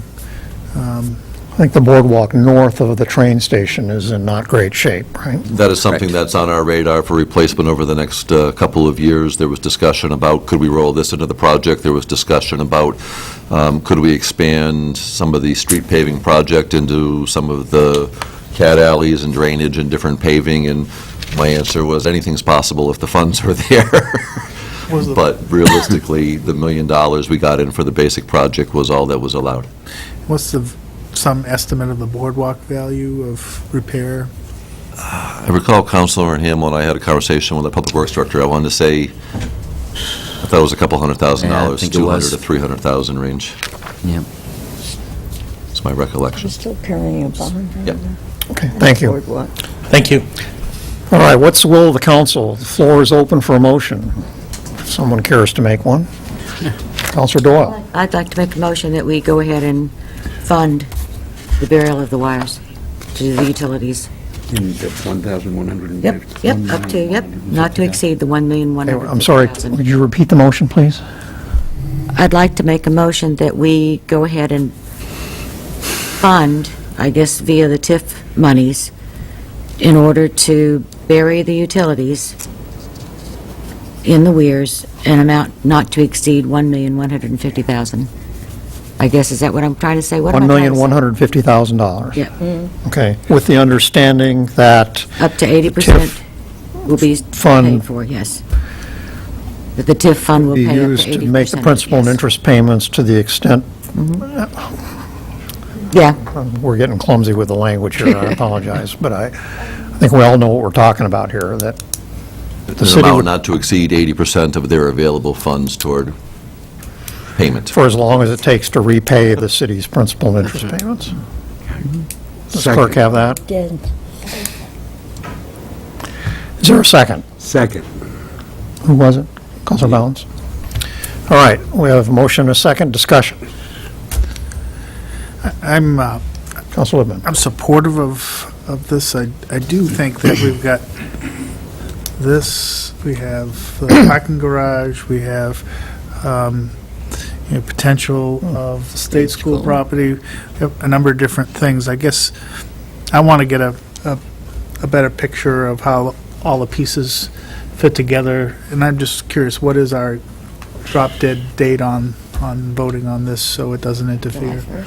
We really needed this. We asked Eversource what the time frame was to have this back to us for Labor Day, and they indicated that they would like it by the middle part of June. And that's what I had shared with folks at the meeting and shared with you a couple of weeks ago. I think it was at the May 23rd meeting, that Eversource is really looking for an answer so that they can get the engineered design completed in order to then get it to Busby to incorporate into their project, because they're also performing the water main replacement, which is adjacent to the sidewalk where the utilities would be going. So they need to coordinate their design with both of those components occurring, maybe not simultaneously, but both this construction season.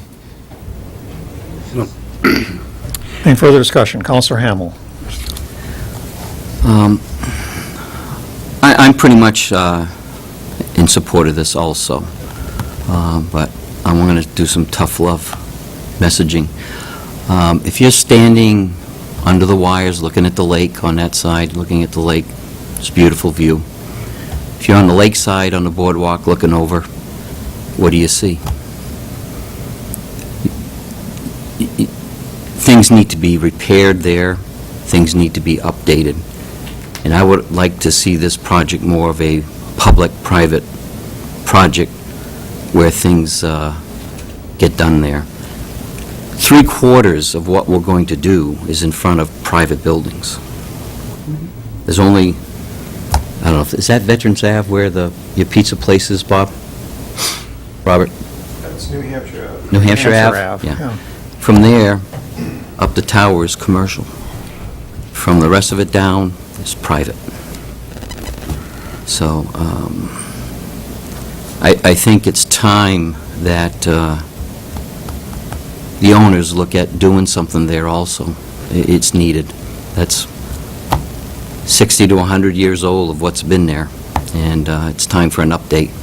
Like I said, I'll support this tonight, but I really like to see something done up at the Weirs. It's time.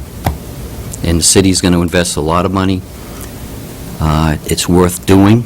That is a prime area. It's a beautiful area, but it could be so much more beautiful. So it's time for the owners to come to the plate and do something up there. Councilor Bounds. Obviously, while we're digging this up, this makes a lot of sense to do it now. And in my view, this goes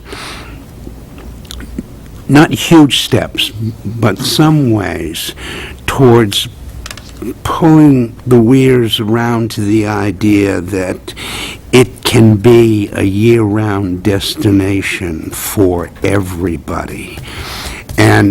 But I'm lockstep with you. The business model that's being run up at the Weirs is, in a lot of cases, older than me, and I'm an old guy. And we need to, encourage public-private partnerships in terms of what we're doing at the Weirs. And this is a step forward. This is the time to do it. We are considering lots of expenses, like my parking garage venture coming up next.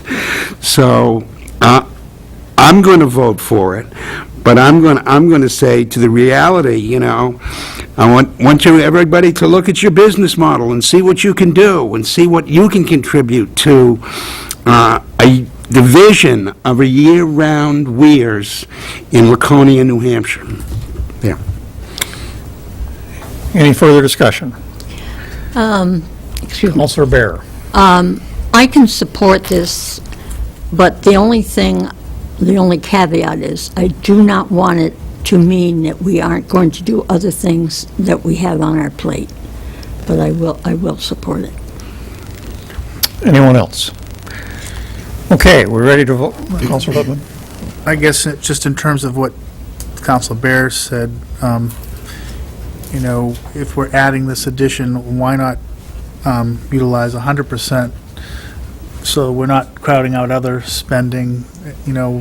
I understand 100% for a long term is not, we won't need 100% for the long term, but, we can sometimes scratch around for 10 or 20,000 to, fill a need, like, Councilor Hamel and I were having a conversation about, the struggle of making meals available to those elderly people in the community that can't get them. I just think that, I think I'd like to see us use all of it in the early years of this. Would you wish to make an amendment? If a friendly amendment could be made, is is to use 100% up to the time that we are able to begin to pay back and then drop down the percentage. I'll second that. Well, he asked for it to be a friendly amendment first, so I will ask I'd Mrs. like, Boyle if I'd she like would to accept hear- that as a friendly I'd amendment. like to hear from the TIF advisory on that, though. I'm sorry? I'd like to hear from the TIF advisory board what their feelings on that would be, because not there's quite possible that they've made plans.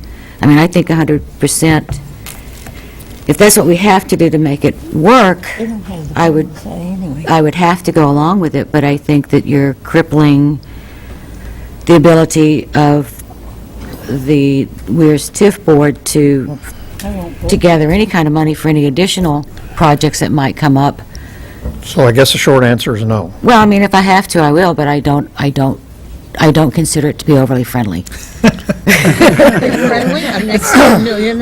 I mean, I guess the reason I make it is because it's going to crowd out other spending that, of things that we know about. And this is a project of a lifetime. It is, which is why I think that getting it done, and, which is why if I have to do 100%, I would support it, but I really feel that 80%, it was a number that has been discussed for a month now, and I think that it's a little bit unfair to change the rules all of a sudden when this board is, the Weirs has other things that they'd like to do, too. And the city does, too. Please, one at a time here. Do That's you just have a my point of feeling. order? I just have some information. So just because the city's going to be carrying this as a debt or an IOU on the books, doesn't mean we're going to be putting something in the general fund as a placeholder. So I don't think this is crowding out something else that it could appear in your budget. We're just carrying it as a debt that at some point in the future, the Weirs is going to repay. So I understand we are scraping from time to time for $10,000, $20,000, $30,000 or something. We're not going to be placing the $70,000 into the budget because the Weirs TIF doesn't have it. We'll be carrying it as a debt on our balance sheet, so to speak. So in the sense that it's crowding other projects out from the general fund, I don't think that's a concern. So the assumption there is you're going to cash flow it out of reserves. Correct. So it's not going to be placed in the budget and impacting other things that we do. Everybody understand that? I also think that this is going to, So we're back on the question. I think we're going to find that it's not only going to, these improvements are not only going to affect the downtown areas of the Weirs, it's going to have a ripple effect throughout the whole community. Wish to proceed with your amendment? Well, I think Council has a good point. We should hear from the TIF board about what other things they have in mind concretely at this point. Would you like to get Mr. Dunleavy back up? If he's the best one to Mr. speak. Dunleavy? If I could just add, this Weirs TIF Advisory Board is a relatively new board. The TIF group is relatively new. Oh, wow, look at them. We got all four of them going. They've had two meetings so far, just to put some. All right, so I guess the question is, what do you want to save the 20% for? Well, we would also like to have a reason to have meetings. You take 100% of this, we have no TIF advisory board anymore. We're not part of the process anymore. It's gone until there's money again. So we would like to meet regularly, and we would like to look at the state of our community and look at our wish list, which I don't happen to have with me, but I'm sure you all have copies of it. But that's part of the reasoning of the 80%, so that we can So nothing specific at that time, but just... well, if you look at what our recommendation was, it said that we did not really want it to be limited by what we suggested for tonight because there were these other things that Kevin so well described earlier. So there are other things. I missed those, I'm sorry. What those other things are? Well, we were told at our meeting that time was of the essence on the burial of the wires component, so we brought that over here and said, let's act on that. The other stuff was the sidewalk enhancements, the bump outs into the crosswalks for pedestrian safety, the types of crosswalk materials that could be used, and the like. I believe the parking meter kiosks would remain a basic city function, because I don't think that could be part of the TIF money, could it? You're basically replacing parking meters with a different system. Anyway, there's plenty to be done down there, so we would like to continue to meet, and I'd like my fellow members to have a chance here.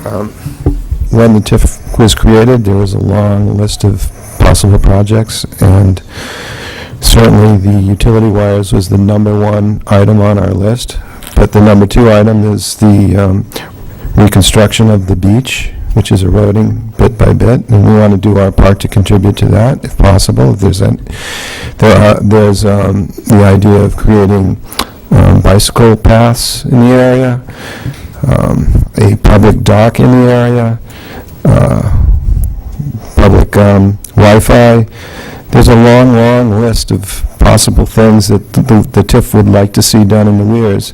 And as Joe aptly pointed out, if 100% of the TIF funds are allocated to this particular project, there's no reason for us to try and push to get these other things done. We need a motivation, and that's why we're asking to reserve that 20%. Okay, thank you, gentlemen.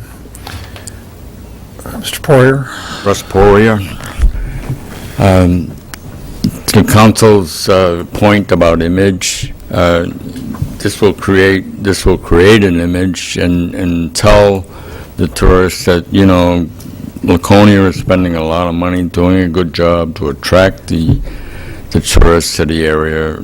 I, for one, would like to see us go the extra block, because I think it's, you know, it's cheaper to do it that way, because you'll be starting a whole new project in the future going just that extra block.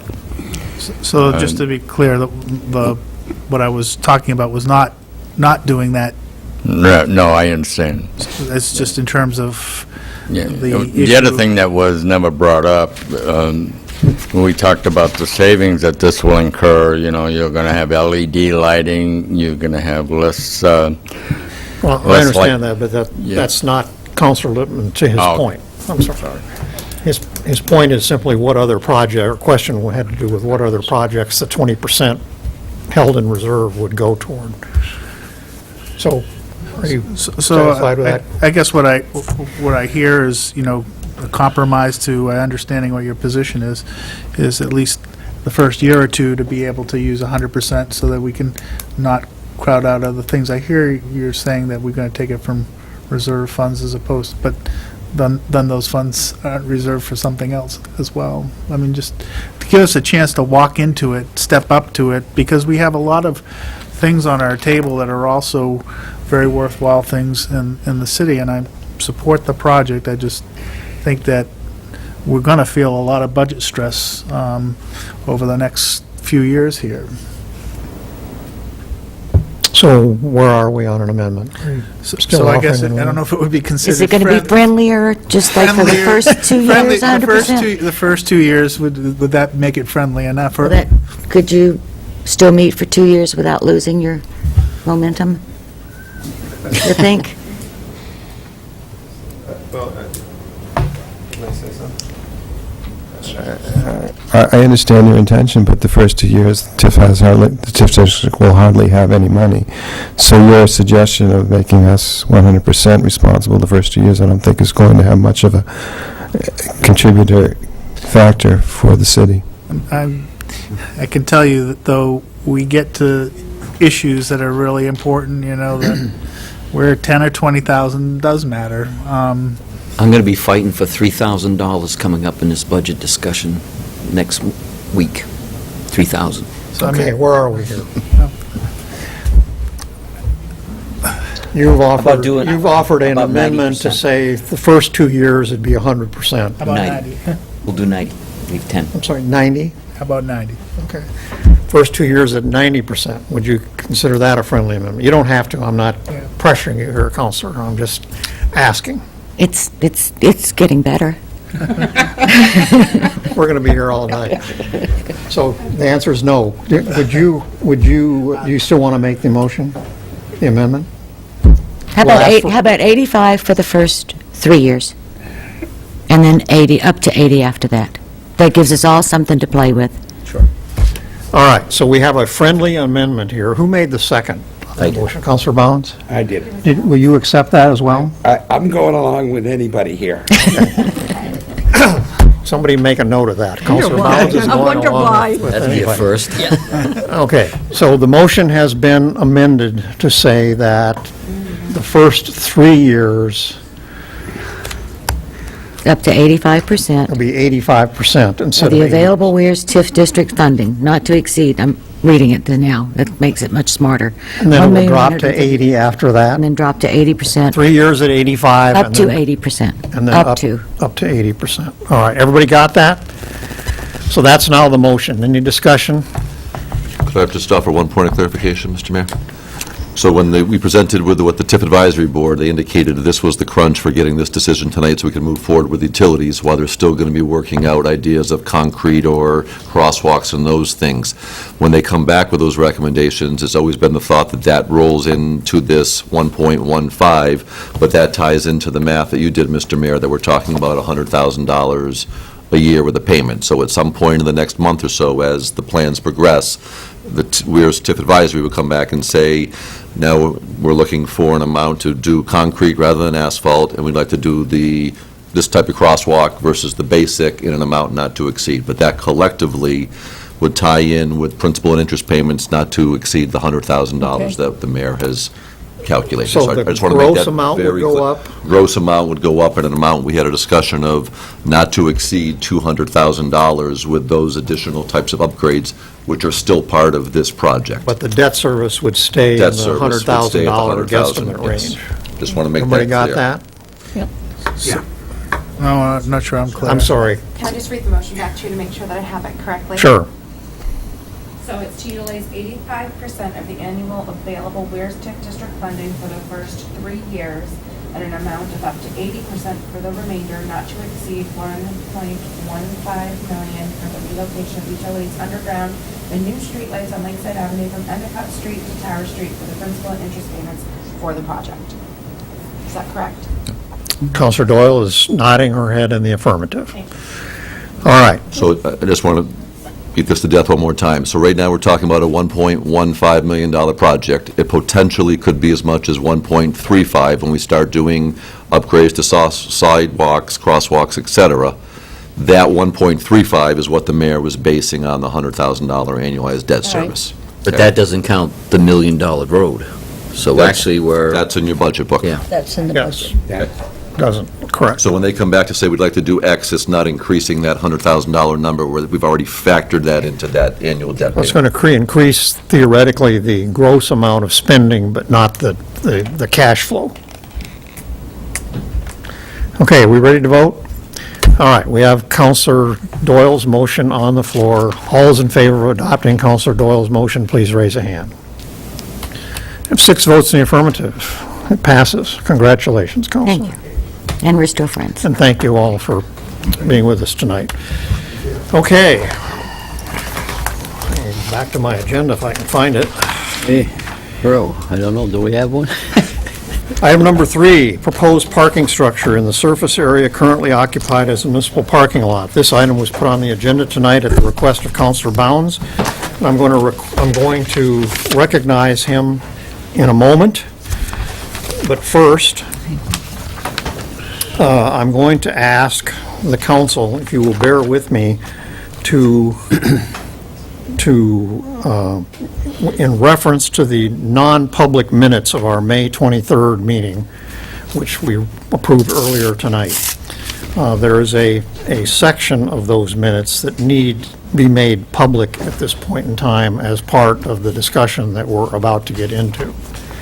So what I'm going to ask is for a counselor to make a motion, please, to publish for public consumption the 5th paragraph, and only the 5th paragraph of the minutes to our May 23rd meeting. This has to do with the parking on the 2nd and 3rd floor of the current parking garage. I'll make the motion. Everybody understand that? Yep, I'll make that motion. So I have a motion from Counselor Doyle to make that 5th paragraph public at this point in time. Is there a second? Second. Counselor Bounds seconds the motion. All those in favor, please raise a hand. We have 6 votes in the affirmative. So I will now read that 5th paragraph and that 5th paragraph only. This is from the non-public meeting of Laconia City Council, May 23rd, 2016. Councilor Bounds made a motion to authorize City Manager Myers to purchase DeSangro, that's the owner of the privately owned portion of the parking garage, to purchase DeSangro's interest in the second and third floors of the parking garage for $1. Seconded by Councilor Bolduc, and the motion passed unanimously. That's the content of the fifth paragraph. So, to make sure everyone's on the same page here, on May 23rd, the council was presented with a purchase and sales agreement signed by Mr. DeSangro that only needed the city's signature to purchase approximately 36 parking spaces that have been privately owned historically on the second and third floors of the parking garage for the sum of $1. And Mr. Myers was authorized to sign that purchase and sales agreement. He has done so, so that is now a binding contract between the City of Laconia and Mr. DeSangro, and we are simply waiting closing on that sale. Okay, everybody got that? Okay, Mr. Bounds, you're up. Counselor, sorry. Okay. First, I want to pass out amendments to the parking garage cost. Did I already give you that? This corrects my error in terms of how some of the costs were calculated. If you look at scenario A, we're really doing it by square feet, it shouldn't be dollar signs. I received some correspondence from, through Scott, from Bill Simons, the parking manager at the Dover, New Hampshire Police Department regarding costs. I'll give everybody a copy. I'll pass those out. When they get down there, can you just put them up on the shelf so that, or the stand, so that if somebody wants, from the public wants to look at them, they can? Oh.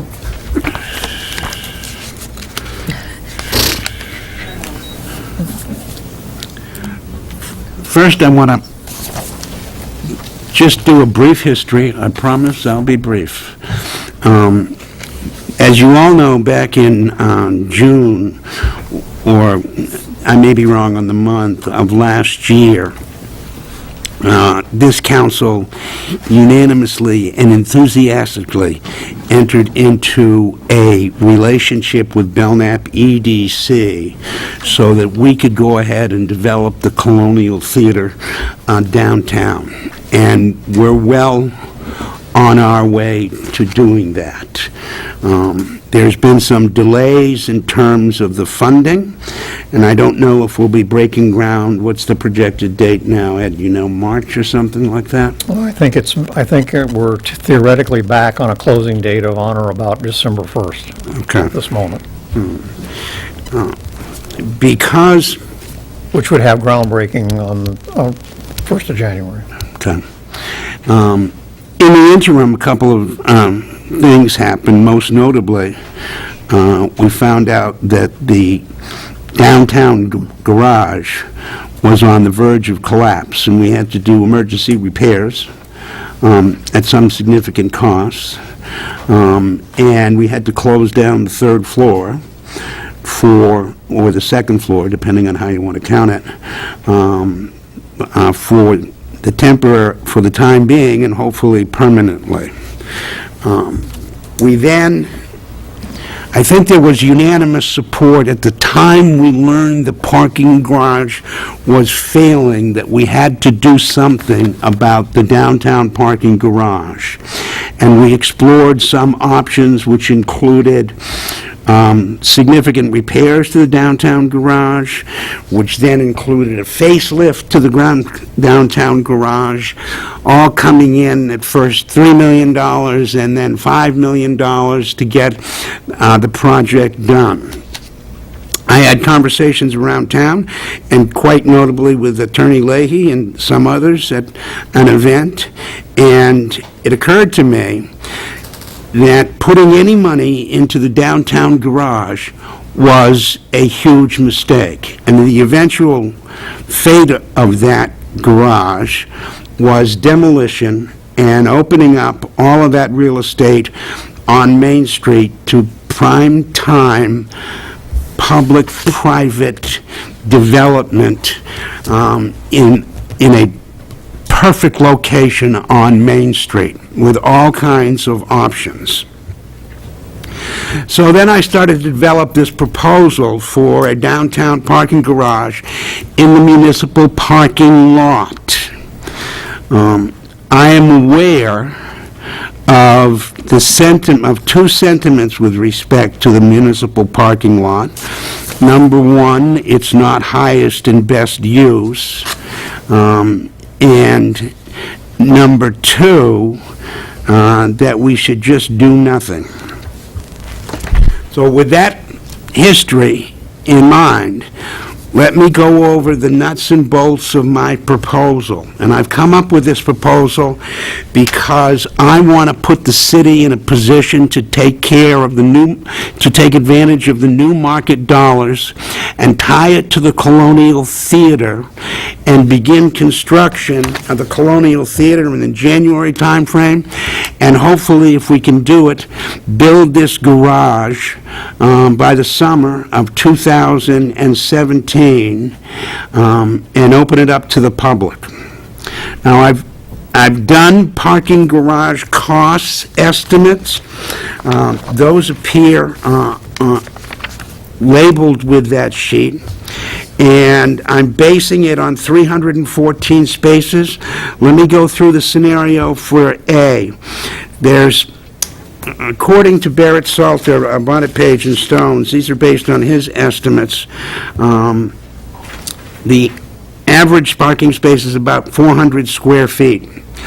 Out of my proposal for a new garage, and it's up there, and I'll go over that a little more carefully, there's 314 spaces that we generated, so you simply multiply 314 times 400 square feet to get your total square feet, and then the cost per square foot for the garage is $45. So that leaves us with a price tag under scenario A of $5,652,000. Then I've used two scenarios. I've been told by Mr. Salter that there's two ways to estimate the cost. He estimates, he gave me figures of $12,000 to $15,000 per space. I didn't use the 12, I used the 15, and then for security purposes, I used the $20,000 to come up with alternative scenarios of $4,710 at $15,000 a square foot and $6,280,000. $15,000 per space. Per space, yeah. Per space at $20,000. If you'll look, can we put the light off? Can I do this? I got it for you.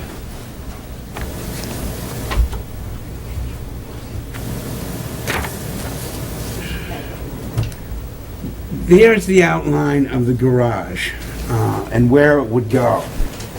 And I'm going to step over here because I'm not comfortable with it. There should be diagrams available for the public if you want to take a look at them. But what this does is it preserves this area of the parking lot next to City Hall. It preserves the Riverwalk. It preserves the green space that's currently behind there, and it preserves the area up against the post office and leading down to NHTI and their parking spaces. It puts the ramp right there with glass walkways up and down, no elevators at this point in time. Thanks to Zazek and Turpin, they developed this diagram. It's not engineered in the typical sense, but in the sense that it's fairly predictable of what we can get and put in the downtown parking lot. That's what it is. Along with the proposal to build a parking lot on the downtown, I've also proposed, and I've made everybody aware of it that I've talked to, that I'm proposing that we consider metering the whole downtown, and we meter it from Busy Corner down to Beacon Street West, and including all the parking spaces behind the railroad station. And Scott was nice enough to get me some estimates from the town of Dover, and I've got that letter before you in terms of potential revenues, because I know money is tight, but I also think that if we adopt parking, and we're the only municipality in the state of New Hampshire that doesn't charge parking. You can't go to Concord, Manchester, Keene, anywhere without paying for parking. And there's a way to structure it. I don't know what that will be, but based upon Dover's estimates, and I'm not familiar with their garage, but they've got 317 spaces. If you look at the first paragraph, they've got 317 spaces in their new garage, out of which they generate a lot of money. And that's very comparable to what we're going to put in, 314. Now, there may be other spaces that I'm not aware of, or other designs that I'm not aware of, but excluding fines, if you look at the very last section, excluding fines, you're looking at about $690,000 a year of revenues from their parking scheme in Dover. I'm not suggesting that those will be exactly comparable with the city of Laconia, but I'm suggesting that the parking fees, even after you take out the costs of putting in the kiosks and the meters and the enforcement, will be significant enough to drive this project through to its end. Okay. So, two arguments. One, that the highest and best use of the downtown parking lot, of the municipal parking lot, is not a parking garage. And my answer to that is very simple. We need downtown parking. We cannot do nothing. We need downtown parking.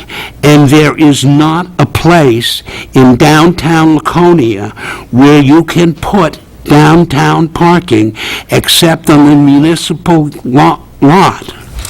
The idea that we are going to take the elephant in the kitchen, the Colonial Theater, and transform it into the jewel of the Lakes region, that we are going to drive the downtown and revitalization of the downtown in part with this colonial project, and ask everybody to park in a dungeon, is to me crazy. There is no other place to park. We've got to do something about the parking in the long term. My solution, I think, gives a solution that will last longer than my kids, and my youngest is 20 years old. So, to do nothing, to me, is just the wrong course. You mean to just let that downtown garage exist in the way it is, continue to repair it and maintain it at who knows what cost over the course of the next 2 or 3 years, and wait for something to develop? I don't think so. If we can take advantage of the new market dollars, we can do it now, and we can pay for it with downtown parking. Now, let me finish with just a caveat about where we're at. I put this proposal together in a hurry because I came to the conclusion that putting any more money into the downtown parking lot was foolish and a waste of money and a bad decision. And so I came up with this alternative in terms of what else can we do to address the downtown problem? I looked at every situation. I looked at New Salem Street, I looked at the real municipal lot downtown where they, next to the Village Bakery. I looked everywhere I could, and there was no other place to go but the municipal parking lot. And it's a simple build. It's a rectangle. Like Mr. Wood, Attorney Wood said, it's a simple rectangle. So, with that in mind, what I want to do is get this approval done so that we can get it to Belknap EDC and we can become available for new market dollars. The scheme, we will then have about 6 months of time to work out the parking fees, to work out how we're going to do that, to work out, coordinate what's going to go on in this proposal. And if something disastrous came up and it wasn't possible, we're still not committed to asking for the $6 million or so. We can withdraw that, but we've got to give ourselves the option to take advantage of those new market dollars. If we don't build it this year and next year, you know how long it's going to be? 4 years or 5 years, and that problem is going to fester downtown for all that time. You know, I think if I said any more, I'd start to repeat myself. No, not that I already haven't. So, there you go. How do you really feel about it, Dave? Yeah. Are you all set with that? Yeah. Unless anybody wants to see it. Okay, council reaction to what's been presented? Did you want to make a motion, David, or do we want to discuss it? Well, I don't know if I want to make a freely? motion. No, I'd like to have a okay. little discussion All about right. where we're at. Councilor Hamel would like to lead off. Sure, why not? I really appreciate your enthusiasm, Dave, and your hard work on this. Now, I'm not saying anything bad. Well, I know where you're going. No, you don't. Actually, you don't. I don't disagree with you. But since you brought up the new market dollars, which I didn't think was supposed to, but now it's out, we guess we can talk about it. Why wouldn't we? Huh? Well... Well, Yeah, you're okay. I'm okay? All right. So the proposed expenditure on the parking garage we have now is, what we've been talking about, is roughly $3 million. No, it's $5 million. Well, that's if it gets really enhanced. But it's roughly $3 million. And it was actually going to cost $1 million. 1.3. Once we put in the new market. I agree with all those numbers. Okay. Cost the city 1.3. Cost the city. I So agree with all $2 million of that would have been picked up by the combination of the theater and the parking garage. You got it right. Okay. Du Bois and King told us that the repair we wanted to do, which was a substantial repair to it, it would bring it to a 20 or 30-year continued life. And it would take care of the leaks, because we'd be completely resurfacing that, tearing it apart and resurfacing.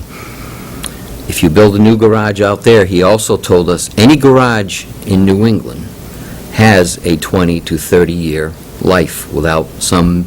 That's not my understanding, but... Well, that's what the engineer, Du Bois and King, told us at a meeting, that any garage in New England has a roughly 30-year life expectancy. Well, So my 30 understanding- years will be... My understanding was that the downtown garage, as it is, had a shortened lifespan because we used steel. That's my understanding. Well, what are you But, gonna use know, there? I'm not the expert in this. Exposed steel he's talking about. Yeah, well, this one here, the part of the repair was to envelop the steel so it wouldn't rust. So, anyway, where was I going? So the repair on this, we were advised, would be about $6,000 per space. And your estimate is roughly 15 per space to build new. Yeah. Okay.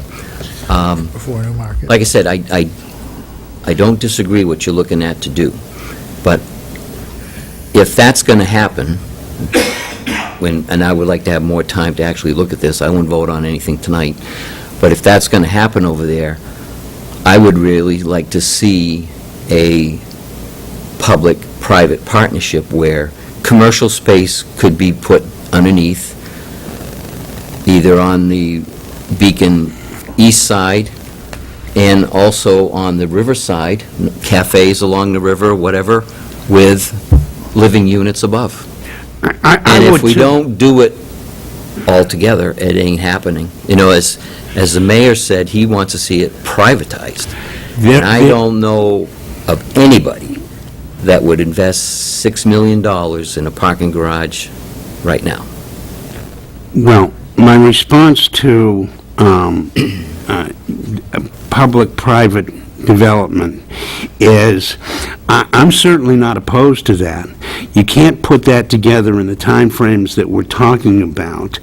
And even if you could, you'd have to structure it in a way that would satisfy the business concerns of the new market dollars folks, and it wouldn't. We need long-term leases, and we're not going to get those. We're not going to get... based on leases. We're not going to get, any kind of that. What we're going to get is a parking garage. If what you want to do is put and save yourself, in the end, $2.7 million, because my final price tag is $4 million. The final price tag for you was $1.3 million. If you want to save $2.7 million, you've just wasted $1.3 million, and you've thrown more money at it, and you've continued the blight of urban renewal.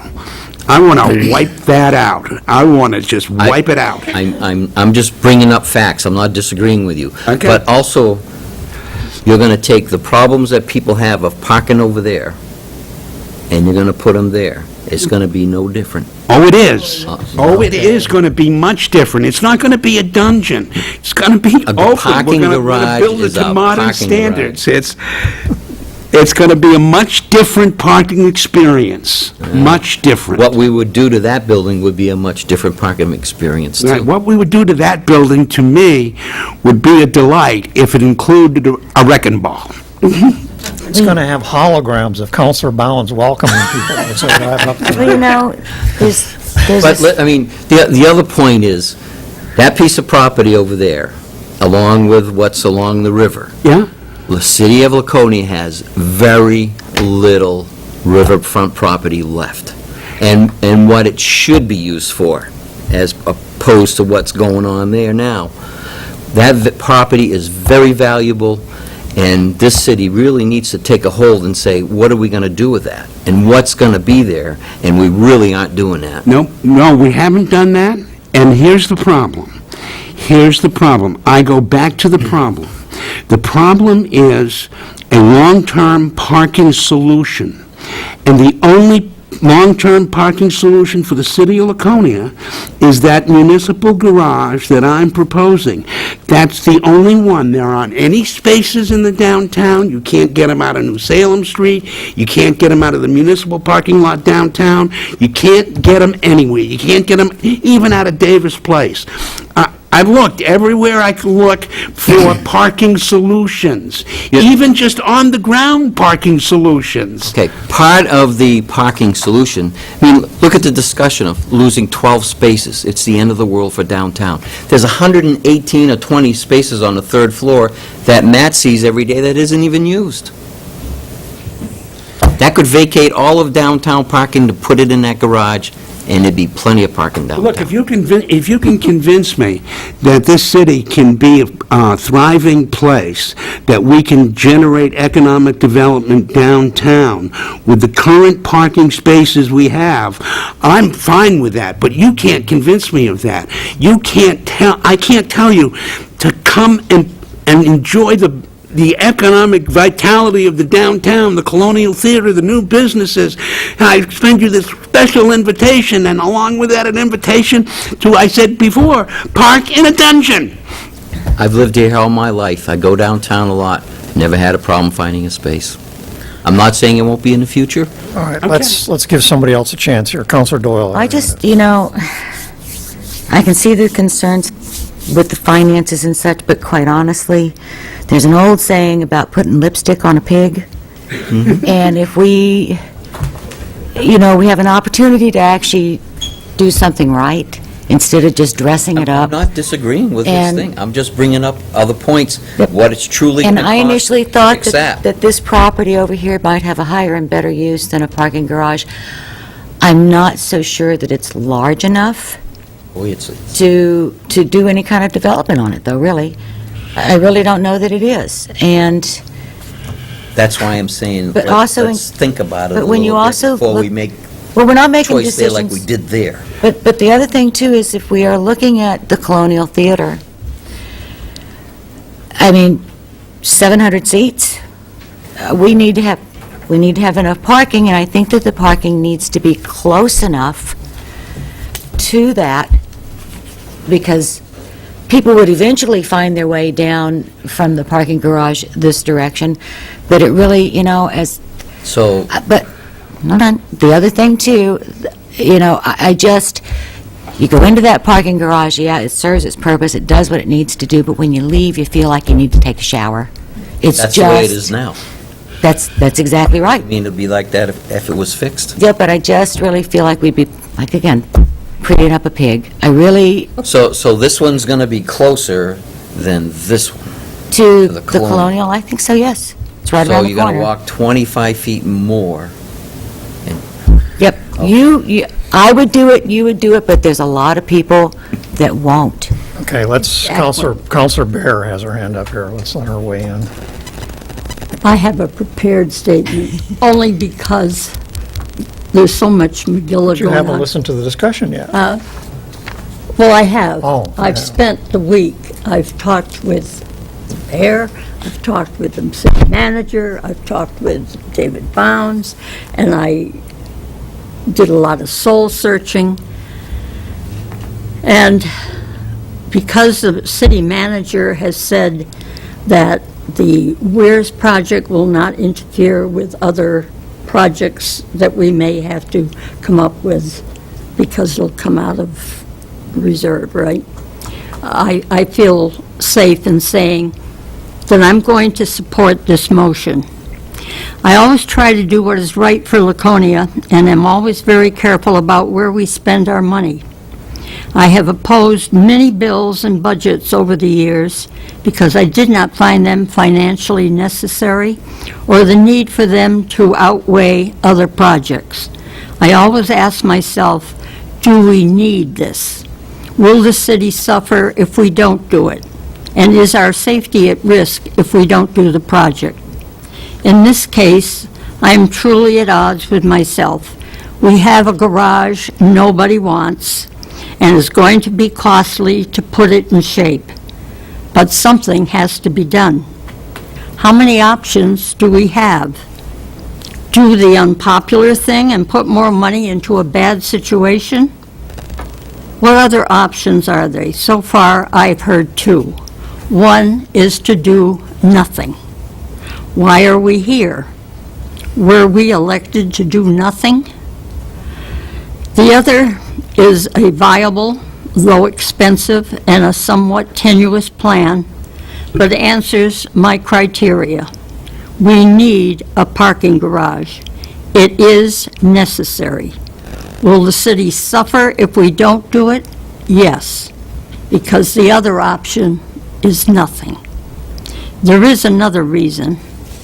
I have served for 11 years, as have most of this council, and this problem of downtown revitalization has been with us all that time, and a lot of time before that. Yet we, the city, have done little until the Colonial Restoration Plan. That alone is not enough. We have to go all in. Let's get 100% behind revitalizing downtown. We have spent those past 11 years building schools, football fields, libraries, police stations, fire station, parks, the Wild Trail, Riverwalk, all at great cost to the taxpayers. Now we need to do something for them. Support downtown and give it what it needs to bring our tourists and residents a downtown to enjoy and spend their money. Parking is essential to the further development we want and we will get with this. Okay, who's next? Councilor Lippman. So I think the new markets tax credit option, I just have a question. These numbers reflect the application of that, or these things gross of that? You know, I did this based upon numbers that I worked out with Ed. I'm not the pro here. I've got a different set of numbers that he worked out with it, which... My question is just, is the 4.7 and the 6.28 options include... That's the gross cost. That's before value of new market tax credits would take... Yes. Okay. So the assumption is, and correct me if I'm wrong, Counselor, the assumption is that if this qualifies for the new market tax credits program and BEDC buys in on it and the lender buys in on it, or investor buys in on it, it would cover about 1/3 of that total, and the city would pay the other 2/3. And it's also true that what we thought might be applicable to the new markets tax credits in the building that you love so much, that's probably not. Yeah. Yes, So- that turned out not to be realistic. So the difference between the two plans is where one you can apply and then one you can't. It narrows the cost difference between the two of them. I'm still, I agree with the fact that the do-nothing option is not an option that we should be exercising. I do think that in this rectangle plan, I don't know if that's the right way to do it, because it basically takes away any possibility of development, and maybe there are some other options. That's absolutely right. It does take away, you're going to take away for years and years and years any other options with respect to the municipal parking lot. That's absolutely true. So, I don't know if that has to be the case in terms of, yes, in terms of, you have a 2-story option here, whether a 3-story option would leave some room for, some taxable economic development in and around the riverfront, and whether, and this is probably not anything that could be done, but if you really look at Beacon Street West, that there's some space that really is unused that could be, I've seen in other municipalities where they have, you could continue to have the road and have additional parking over the road, which might allow us to configure that differently to preserve, some, because you're taking 125,000 square feet of property there that, if we only had to use 80,000, and we either went up further or out further, might leave some opportunity for some of the development that I'd like us to not jettison. And particularly if we end up at some point being able to acquire your favorite building and do something good with it. Yeah, that's the other part. I mean, Yeah. how long is it going to be there? We don't own it. We don't know, but I can make predictions, and I'm not going to make predictions tonight. I've shared those predictions with you. But, my response to your comments, Henry, are I couldn't come up with any other way to do it. That doesn't say there isn't any other way to do it. That doesn't say that if we approve the concept of borrowing $6 million, that we're limited when we send this out. We're going to have to do some design and engineering work. We're going to have people look at it. We can explore all kinds of options with respect to how we do it or how we configure it. But, I went to Sonia and Rob and said, look, this is what I need conceptually. Can you help me with this? And they were nice enough to say yes. And that's what they gave me. That gets me 314 spaces. Do we need 314 spaces? That's the figure I was using, because if you look at the numbers, there's a total loss of spaces of about 78. I'm not arguing the number of spaces, I'm just arguing about whether a rectangle is the optimal way to use that piece of property. Okay. And I don't want you to think that I'm locked and loaded on a rectangle.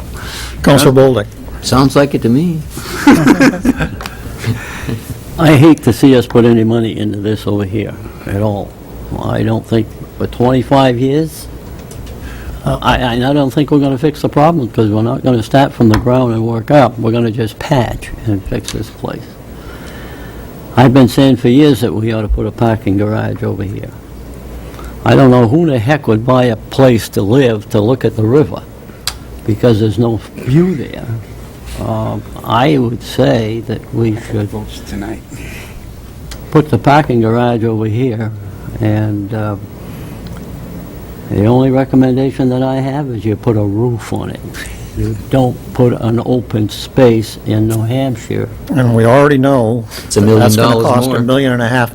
Well, I We're think... going to send this out for design and engineering, and we're going to ask for, give us a price with a roof on it, please. Because without a roof, I'm not going to vote for anything, because it just is a waste of money in this part of the country. But So that adds $1.5 million to the estimated cost right here. But just think what it's going to save us forever. Well, I'm not arguing with you, I'm just making the point. And we can rent lease spaces to put those, whatever antennas you want to call them there for all these computerized things. I think the public ought to get a chance to weigh in on the parking metering as well, so, Well, and that was a point that I was going to make. If I could, I'm going to swim against the tide here, not to the surprise of Counselor Bounds. We've had some lively discussions. We've had some lively discussions. Friendly and lively. The first thing I want to address is the issue of, in my mind, false equivalency. There seems to be an assumption on a lot of people's part that the choice here is between spending $3 million or $5 million or whatever on the existing parking garage, or spending $6 or $7.5 or whatever $1 million in the parking lot to the north of us here. And I don't think that is the question at all at this moment. I think we've crossed that bridge on spending money, significant money on the existing parking garage. I don't think that's even in play anymore as a viable political option. So I think that's, to spend time debating do A or B, I think that's totally a false equivalency. I don't think that anyone... What do you mean by false equivalency? It's not a choice between A and B. Okay. And I'm hearing that from a lot of people tonight. Now, quite obviously, a lot of people in our audience tonight are not aware of the discussions that we have had in private on this very subject. And I'm just saying, without going any further with it, I think we've crossed that bridge. And we're not debating tonight between us whether to spend a bunch of money on the existing garage or build a new one, that those are the only two options. I think and I agree with Councilor Bounds completely that in the big picture, we have a significant downtown parking issue that needs to be addressed. The question is when and how are we going to pay for it? I think that to me is the issue. And so I want to make some points in that regard. First point I want to make is that BEDC is not tonight, or ever has been, has not come to this council, nor has ever come to this council and asked the council to provide more parking for the Colonial Theater project. Have never done that. And to my knowledge, there's no plan to do that. In the private conversations I've had with Jack Dugan in Keene and with Justin Slattery here in Laconia, they're perfectly happy with the Colonial Theater project, with the current parking that's available in downtown Laconia. Do they think long-term, future development, we need more and better parking? Yes, absolutely. But is the Colonial project's viability contingent upon that? No. And you're not going to have someone from the BEDC in here arguing the opposite. They're not going to. The reason they got into this discussion in the first place is because back when Genesis was in the picture in terms of purchasing the parking garage, and we thought we were going to have to invest $3 million plus in that building, we concocted the scheme, not BEDC, to get new market tax credits involved. And Jack introduced this idea that we could theoretically put a value on the existing garage and up the total valuation of the whole project so that, in effect, the federal government was going to end up paying for 2/3 of it. So we were going to do a $3 million repair, and the federal government was going to pay for 2/3 of it, and we would only have to pay $1 million and have that payment deferred for 7 years, so we thought that was pretty sweet, okay? Now, but we went to BEDC. They didn't come to us. We went to them and asked them to please get involved in this, or would they think about it, to help us out so we could get that garage fixed at the time for $1 million. Okay, so that's point number one, is they have not requested this in any way, shape, or form, and the Colonial Project's viability is not dependent on this short term. Second point I'd like to make is, yes, it would be nice to have this qualify for the New Markets Federal Tax Credit Program, but that program doesn't go away. That program will be available next year and the year after and the year after and the year after, as it has been. In Keene, which is the model we've been following via Jack Dugan, they have done a half a dozen projects. And parking for downtown Keene was not in the first project. I had this conversation. And the conversation that I've had with Jack, specifically on this subject, he believes that probably to do this now, and Justin has told me the same thing, is premature. That Laconia, ideally, we would like to do this project at a time where we could get private investment to help pay for it. We're not at that point by their judgment at this point in time in downtown Laconia to have private developers step up to the table and put in a hotel or condominiums or retail space or whatever that would help pay for this project. So the way it's going to work under your plan is, theoretically, the New Markets Tax Credit Program is going to pay for 1/3 of it, and we are going to pay for the other 2/3, at least $4 million. Under Armin's plan, it's going to be another $1 million. Well, Plus. I don't know what it's going to be. These are rough numbers, but... So let me finish. I'm going to let... So the new markets are not going anywhere. That program is available. It would be available next year and the year after to be part of another project, hopefully involving BEDC. The other thing, another angle that I think is extremely important here is to understand the new markets tax credit program and how that works. It's not viable to say that we're going to come up with a general concept of what we're going to do, and we're going to vet it over the next 6 months. In the meantime, we're going to ask them to please include us in their allotment of tax credits, with the understanding that we might change our mind and not do it at all. It doesn't work that way. It's never going to happen. You're not going to say to them, well, we haven't even really vetted this plan yet, but we're going to do it down the road sometime, but we want to get in line for the tax credits and have you give them to us in case we need them. They're not going to do that. Everybody that I've talked to who's even close to this program just says that's not the way it works. It's not going to happen that way. So let me see what else I wanted to mention. Councilor Lippman has already mentioned the highest and best use issue, which I think is important. I do think that this parking lot has significant potential to be able, and size availability, to do both private development of commercial and residential. And I know Councilor Bullock and I disagree on this, and I'm happy to recognize that. But I think the plot of land, when you configure the whole thing, is large enough to have all aspects included in it. But what we're finding here is that the market is not there now to attract that private development that might be here down the road 3 years, 5 years, whatever. It's not available in the judgment of Jack Dugan. It's not available to us now. Okay? I'll turn it back to you, and you can have the rest of the night. Let me make sure I'm getting tired. I'm covering my bases here. Oh, I wanted to mention the parking angle. So the plan that's been presented tonight is we're going to incur somewhere between, the plan as I understand it is we would sell the parking lot to BEDC for $1. Right. Okay, they would own it. Then they would develop a $5 to $7 million project, depending on the roof and other angles, whatever it is, qualify it for new markets tax credits. So that would cover for a third of it, so the balance, somewhere between $4 and $5 million, would be at BEDC expense, except, of course, BEDC doesn't have $4 or $5 million. So we would have to loan it to them. Yeah, I forgot that part. And we'd have to loan it to them, interest only, for 7 years. Right. Okay? Then at the end of that, so we borrow $5 million, $4 million, whatever, $4 to $5 million. We borrow that money from them.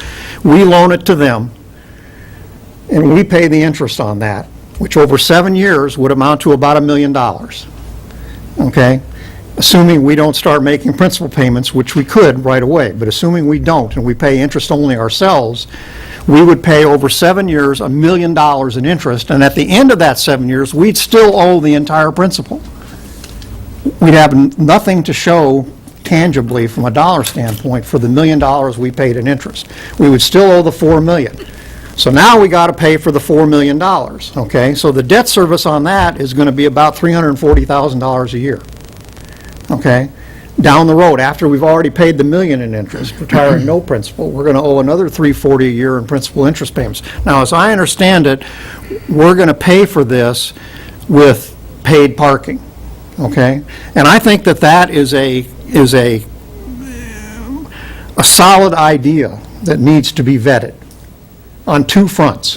One, we haven't even had the discussion with all the various actors in the downtown area as to whether or not they even want that or not, or would accept it. Okay, that hasn't been vetted in any way, shape, or form, whether or not the people who live and work in the downtown area and own property in the downtown area want to convert totally to paid parking. Okay, so that discussion, it seems pretty elementary to me, needs to happen on a bigger scale than just the 6 or 7 of us sitting around this table. And the second thing is, we have some rough estimates here tonight about what paid parking might generate in terms of revenue, possibly based on what's happening in other cities, but it's not a plan.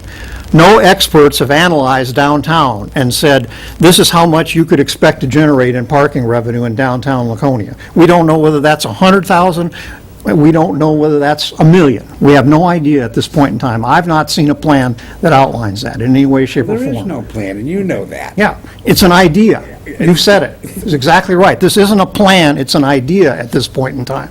It's exactly what it is. And that, it needs to be vetted. For example, how much is it going to cost us to meter downtown? We don't even know that. We don't even have an estimate in front of us tonight, assuming we're talking about kiosks instead of individual meters or whatever. We have no idea how many it would take to do that. We have no idea how much it would cost, how much it would add to the cost of the project. I'll be quiet. I just, obviously I have strong feelings about this. I think you've got an idea here, Counselor, but not a plan. Who else? Counselor Bullock. Yes. I'm not saying that we should do this now. I'm just saying that I'm against putting any money in that piece. And I agree with you. And I'm not saying that we should do this now. I'm just saying that I've been saying for years, sitting on this council, that we got to do something with that parking lot and make it more valuable than it is for the people in downtown. There used to be meters downtown, all kinds of meters. And the merchants down there wanted them out. Then they put 2-hour parking, and now there's nothing there at all as far as how long you can stay there. But those people that own the businesses have to realize that their employees are going to park somewhere other than in front of their business. And that's what's happening today in a lot of cases, is that the employees are parking in front of their businesses. So that doesn't allow other people to come in here and help pay for their expenses. I'm not saying that I'm for David's proposal. I'm saying if we do something somewhere, and I may not be sitting here, I don't think, but that's where we ought to put a garage sometime. And I just think that we're biting off an awful lot. But I'm telling you right now, don't expect me to vote to fix this place over here, because it isn't going to happen as far as I'm concerned. Okay, where are we? Somebody else want to weigh in, or are we at the point of entertaining motions, or Councilor Lippman? I think we should vet some of the pieces of this idea in terms of the metering as a case in point, and, are there some other views on this property in terms of how to look at it differently? I guess the timing issue, and trying to get a sense of how we make this work within what I'm concerned about is if we're talking about the kind of money that you laid out is my same concern with the Weirs project, but on a larger scale is, crowding out other critical areas that, we're struggling to deal with. But I do think that, at least I think we've advanced the fact that we don't want to put much of any money into the existing garage. I think we've accomplished that sort of vetting process by going through that whole thing that we went through. So I guess I'm suggesting is I think we ought to continue the conversation, give the public a chance to weigh in maybe at next meeting, and Okay. If what you want to do is put this off till next meeting and keep this on the table, I'm willing to do that, because I think it's worth the discussion. I want to respond a little bit to what you said, and we've had this discussion, you and I, privately, so I think we're chapter and verse on what our response is. You could just play tape recordings back. Yeah. But I just want, I'm not going to cover everything, and I'll leave that discussion for 2 weeks from tonight, if that's all right with everybody. Belknap EDC, they don't have to be in favor of it or against it. That doesn't matter to me. I don't care whether they're an advocate for the downtown parking or not. And I understood that they never were locked in terms of the parking stuff, but that doesn't matter. That doesn't address the real issue with respect to what the needs are for the downtown and the parking garage.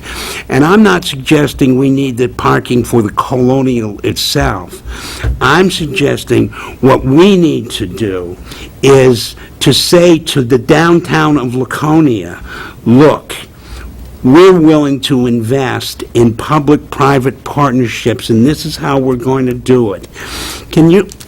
The highest and best use at the parking lot is sort of like ignoring what we can do with the south end of town when we get in there, and we will get in there at some point. What we can do down there is just enormous in terms of private-public development. Imagine if we ended up owning that land and saying to a developer, we'll sell it to you for $1, but you got to come in with a plan for what it is you're going to do with that, how you're going to develop it, and how you're going to make the downtown a place to go for a long time, how you're going to revitalize it in terms of what's going on. And I know you said it, but I do have a plan. And I talked to Steve, and it's my understanding, and I'll talk to Jack himself, and we'll cover that base before the time we get up there. But if we come up with a plan for $6 million or $7 million, for the city is willing to invest in the future, willing to lease it back to Belknap EDC, I can't believe that if we develop that Belknap EDC wouldn't say yes. We're going to do that, and I don't think you would disagree with me. No, because it's going to cost them nothing. Yeah, so... The risk is all on us. There is risk. There is risk, and it's time to take some. Okay, anyone else? Councilor Hamlin. Just one more thing. The explanation of the financing of the parking garage is the same as the financing of the Colonial Theater, which... It works on the same model. Exactly. So that means at the end of the 7 years for that, Yeah. that comes back to us with the amount we're going to loan them. So you're talking two things in 7 years, what is substantial money. Don't forget, I got a funding plan. Okay. I know it hasn't been vetted, according to the mayor. How many quarters you got, Matt, to put in the meter? I got parking money coming. You know, I don't disagree with your theory or philosophy. I think it's good. But I think probably the timing right now, it's probably a little more than what we could swallow with everything else that's on our plate. you know? including the state school I understand and other that. things. I understand that. I understand the No, you just budgetary can't, constraints. I don't want to be the federal government with 20 trillion I in get debt. it. I get the budgetary constraints. I get the state school property. I get the projects. But I got a plan, and I got a way to pay for it. So, Voted for $26 million. Okay, let's so what do we do? keep it up here, Table this please. to next week? So For would the you make a public hearing? motion to table with, I'm going to say, make it, to put the two of you together here, I would say, I would suggest you make a motion to table to our next meeting with the understanding that we will put a specific item on the agenda soliciting public input, not only on the garage, but on the idea of charging for parking in the downtown TIF district. Okay. Does that sound reasonable? That sounds reasonable.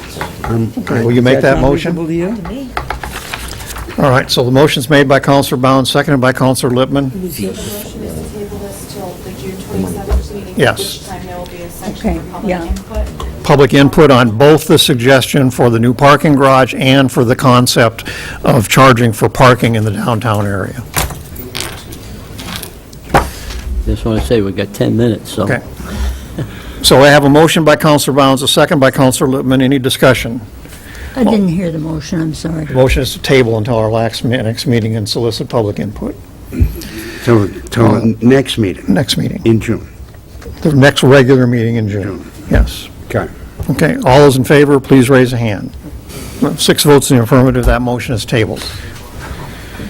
And you all like it. Item is tabled, sorry. Okay. I second. Second was I hope Lippman. you're going to be absent next week. Hoping I am. You're Okay, not gonna item be number here for next 4, council meeting? first reading of the proposed budget resolutions and a request to schedule a public hearing on June 27, I've got to 2016, use the facilities. during the next council meeting. This is on page 60.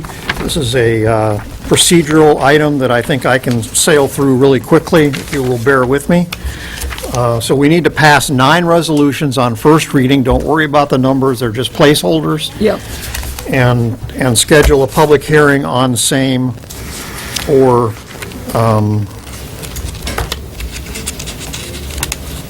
June 27th. Okay. Number 1, Resolution 2016-10, a resolution relative to making itemized appropriations for the general fund for the fiscal year beginning July 1, 2016 and terminating June 30th, 2017. General fund grand total appropriation, $64,923,258, less total revenues of $26,867,000 and $26,867,422, with a balance to be raised by taxes of $38,055,836, with a public hearing scheduled for June 27th.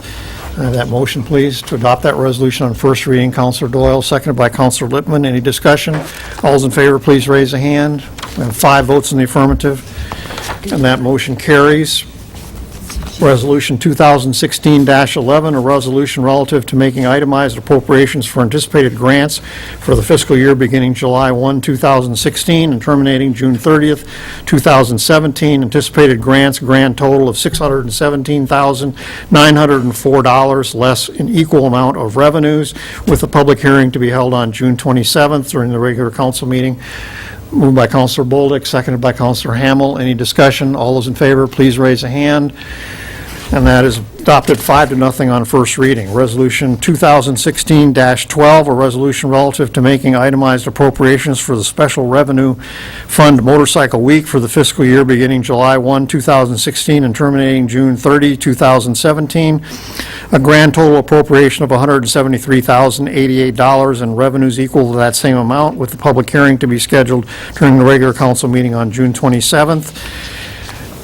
I have a motion to pass that on first reading and schedule the hearing by Counselor Counselor Bolduc, seconded by Counselor Hamel. Any discussion? All those in favor, please raise a hand. 5-0, that Resolution is adopted on first reading, 2016-13, a resolution relative to making itemized appropriations for the Internal Services Fund for fiscal year beginning July 1, 2016, and terminating June 30, 2017, a grand total appropriation of $1,048,903 with revenues of the same amount, with the public hearing to be held during our regular council meeting on June 27th. A motion to pass on first reading and schedule a hearing by Councilor Bolduc, seconded by Councilor Doyle. Thank you. Any discussion? All those in favor, please raise a hand. We have 6 votes in the affirmative this time, and the resolution is adopted. Resolution 2016-14, a resolution relative to making itemized appropriations for the Water Fund for the fiscal year beginning July 1, 2016, and terminating June 30, 2017. Grand total appropriations of $2,068,865 with total revenues of the same amount and capital reserve projects of $563,000 even, with a public hearing to be scheduled during our regular meeting on June 27th. A motion to be in order to adopt this resolution on first reading. Councilor Bolduc, seconded by Councilor Doyle. Any discussion? All those in favor, please raise a hand. We have 6 votes in the affirmative, and that resolution is adopted. Resolution 2016-15, a resolution relative to making itemized appropriations for the Sewer Fund for the fiscal year beginning July 1, 2016, and terminating June 30, 2017. Grand total appropriation of $3,718,830 with revenues of the same amount and a capital outlay of $450,000 with a public hearing scheduled for our regular meeting on June 27th. The motion would be in order to adopt this resolution on first reading. Councilor Bolduc makes the motion. Councilor Doyle seconds it. Any discussion? All those in favor, please raise a hand. We have 6 votes in the affirmative. That resolution is adopted. Resolution 2016-16, a resolution relative to making itemized appropriations for the Tax Increment Financing District downtown for the fiscal year beginning July 1, 2016, and terminating June 30, 2017. Grand total appropriation $183,083 with total revenues of the same amount, with the public hearing to be held during our regular meeting on June 27th. Need adoption of the resolution on first reading by Councilor Bolduc, seconded by Councilor Doyle. Any discussion? All those in favor, please raise a hand. We have 6 votes in the affirmative. You're getting there. Resolution 2016-17, a resolution relative to making itemized appropriations for the Tax Increment Finance District Lakeport for the fiscal year beginning July 1, 2016 and terminating June 30, 2017. Grand total appropriation $2,360. Revenues of the same amount, with a public hearing to be held during our regular meeting on June 27th. I need a motion to adopt that resolution on first reading by Councilor Bolduc, seconded by Councilor Doyle. Any discussion? All those in favor, please raise a hand. We have 6 votes in the affirmative. That resolution is adopted. And lastly, Resolution 2016-18, a resolution relative to making itemized appropriations for the Tax Increment Financing District Weirs for the fiscal year beginning July 1, 2016 and terminating June 30, 2017. A grand total appropriation of $29,768 with total revenues of the same amount, with a public hearing to be scheduled during our regular meeting on June 27th. A motion to adopt the resolution on first reading is made by Councilor Bolduc and seconded by Councilor Doyle. Any discussion? All those in favor, please raise a hand. We have 6 votes in the affirmative, and that resolution is also adopted. A motion would be in order to extend the deadline for concluding this meeting to 10:30. Councilor Hamel, seconded by Councilor Bolduc. Any discussion? All those in favor, please raise a hand. 6 votes in the affirmative, and the motion carries, and we are in session until 10:30.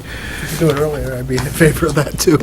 Yeah, it doesn't mean we have to take it to 10:30. All right, I'm sorry for such a long wait. I think way in the back there, we have representatives of the Laconia School District. I see yes, the superintendent is still here, too. Wake him up. How about him? Wake him up. Okay. Item 5 of new business is a tentative collective bargaining agreement with the Laconia Association of Support Staff. And see, we have a handout tonight with us, right? It just reiterated the information that you were presented, just so you have the cost figures in front of you. And you have the names of the 2 collective bargaining units. So the first motion, first thing on the agenda is actually the last page of this particular item. It's the Laconia Association of Support Staff. Okay, any questions? If so, remind the council that we need to be somewhat circumspect in this discussion, because the details of this collective bargaining agreement, other than cost items, are not shared with the public at this point in time. So we're certainly allowed to talk about money items and that sort of thing, but not other matters. So before we get to making motions, is there anybody want to weigh in on this or make any points or have any discussion? I'd just like to know what the total, Okay, a motion would be, I'm sorry? just wanted to know what the total compensation impact is of the entire proposal as a percentage. You all have that in front of you? The total dollar amount of expense for this coming fiscal year over last fiscal year? Unit or for this, or the additional cost? The additional cost for support staff. What's the cost of this agreement? So As the in dollars Laconia, and percentage. for the Laconia Association support staff, the cost for the next fiscal year, starting July 1, is $10,711. That's the additional cost of changing the salaries, wage schedule. The whole The whole unit? the whole McGill of the different components of the agreement here that's outlined to us. So I see there's a bullet that has a cost of year one and a bullet of cost of year two, but I don't know if that's complete. That's that's complete. that's my responsibility, is to give savings you from health total insurance. costs increase based on the components of the agreement. So if you want to look at it, the bottom line net cost to the school district in year one is a plus $10,711. You're on the last page.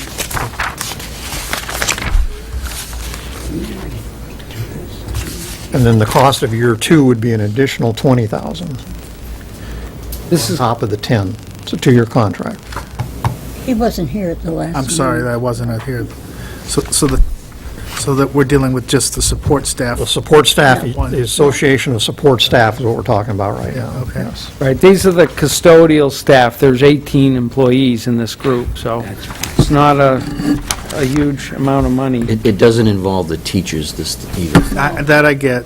So the savings by switching to a new health insurance plan almost equaled out to the additional cost of compensation. Okay. Right. So we're talking about the support staff. There's 18 employees, it's $518,000 of gross salary. We're going to add $36,000 of salary, but we're going to get $32,000 of savings. And then there's additional costs of, for retirement and FICA of about almost $7,000, so. So that's where we net out to $10,000 of new costs to this, to the The city. last two bullets are 100% of the cost. Yes. Net cost, yes. Net cost. All right, a motion be in order to approve the Laconia School District Collective Bargaining Agreement with the Laconia Association of Sports Staff for the next 2 fiscal years. So Someone care to make that motion? Motion by Counselor Hamel, seconded by Counselor Bullock. Any discussion? All's in favor, please raise a hand. 6 votes in the affirmative, and the funding for that contract is approved. Okay, so now we're up to Educational Assistance of Laconia, and the same 2 numbers apply. The net cost for year 1 is $91,030, and the additional net cost in year 2 is $68,293. So my question on that one is the last bullet, an additional beyond that.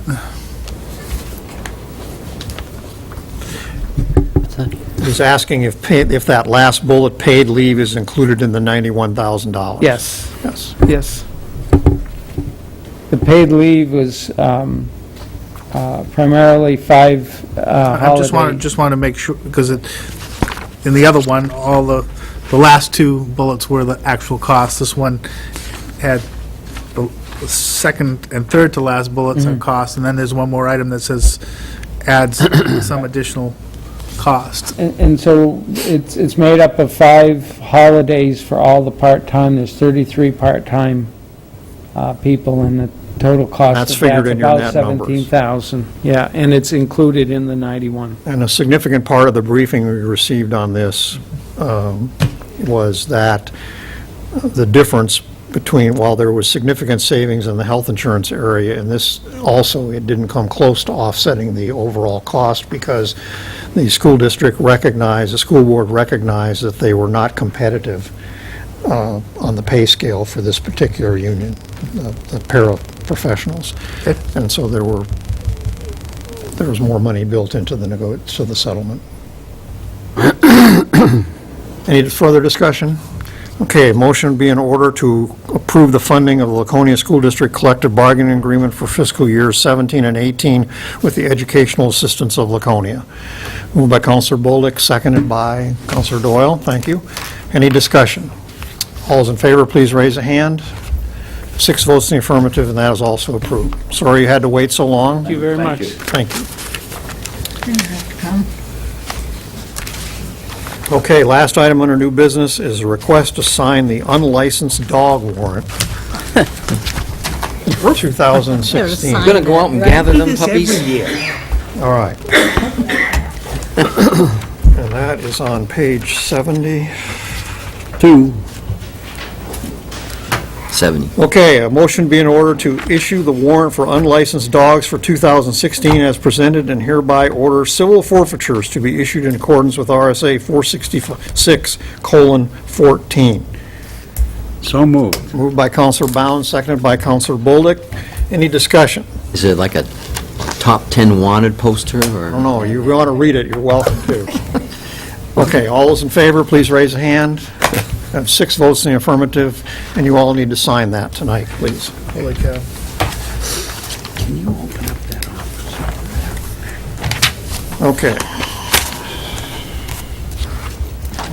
One item of unfinished business, second reading of Resolution 2016-08, authorizing the city manager to accept and expend donations on behalf of the city in the amount of $500 from the New Hampshire House of Representatives Finance Committee on behalf of Jeff Patterson for a purpose to benefit the parks of the city as determined by the Parks and Recreation Commission. Motion by Councilor Bolduc, seconded by Councilor Hamel. Any discussion? All those in favor, please raise a hand. I have 6 votes in the affirmative. That is adopted. We have no nominations or appointments tonight. Council comments. Everyone had enough? Good night. Yeah, haven't we? All right, motion to adjourn would be in order. Councilor Bolduc makes that motion. Councilor Bear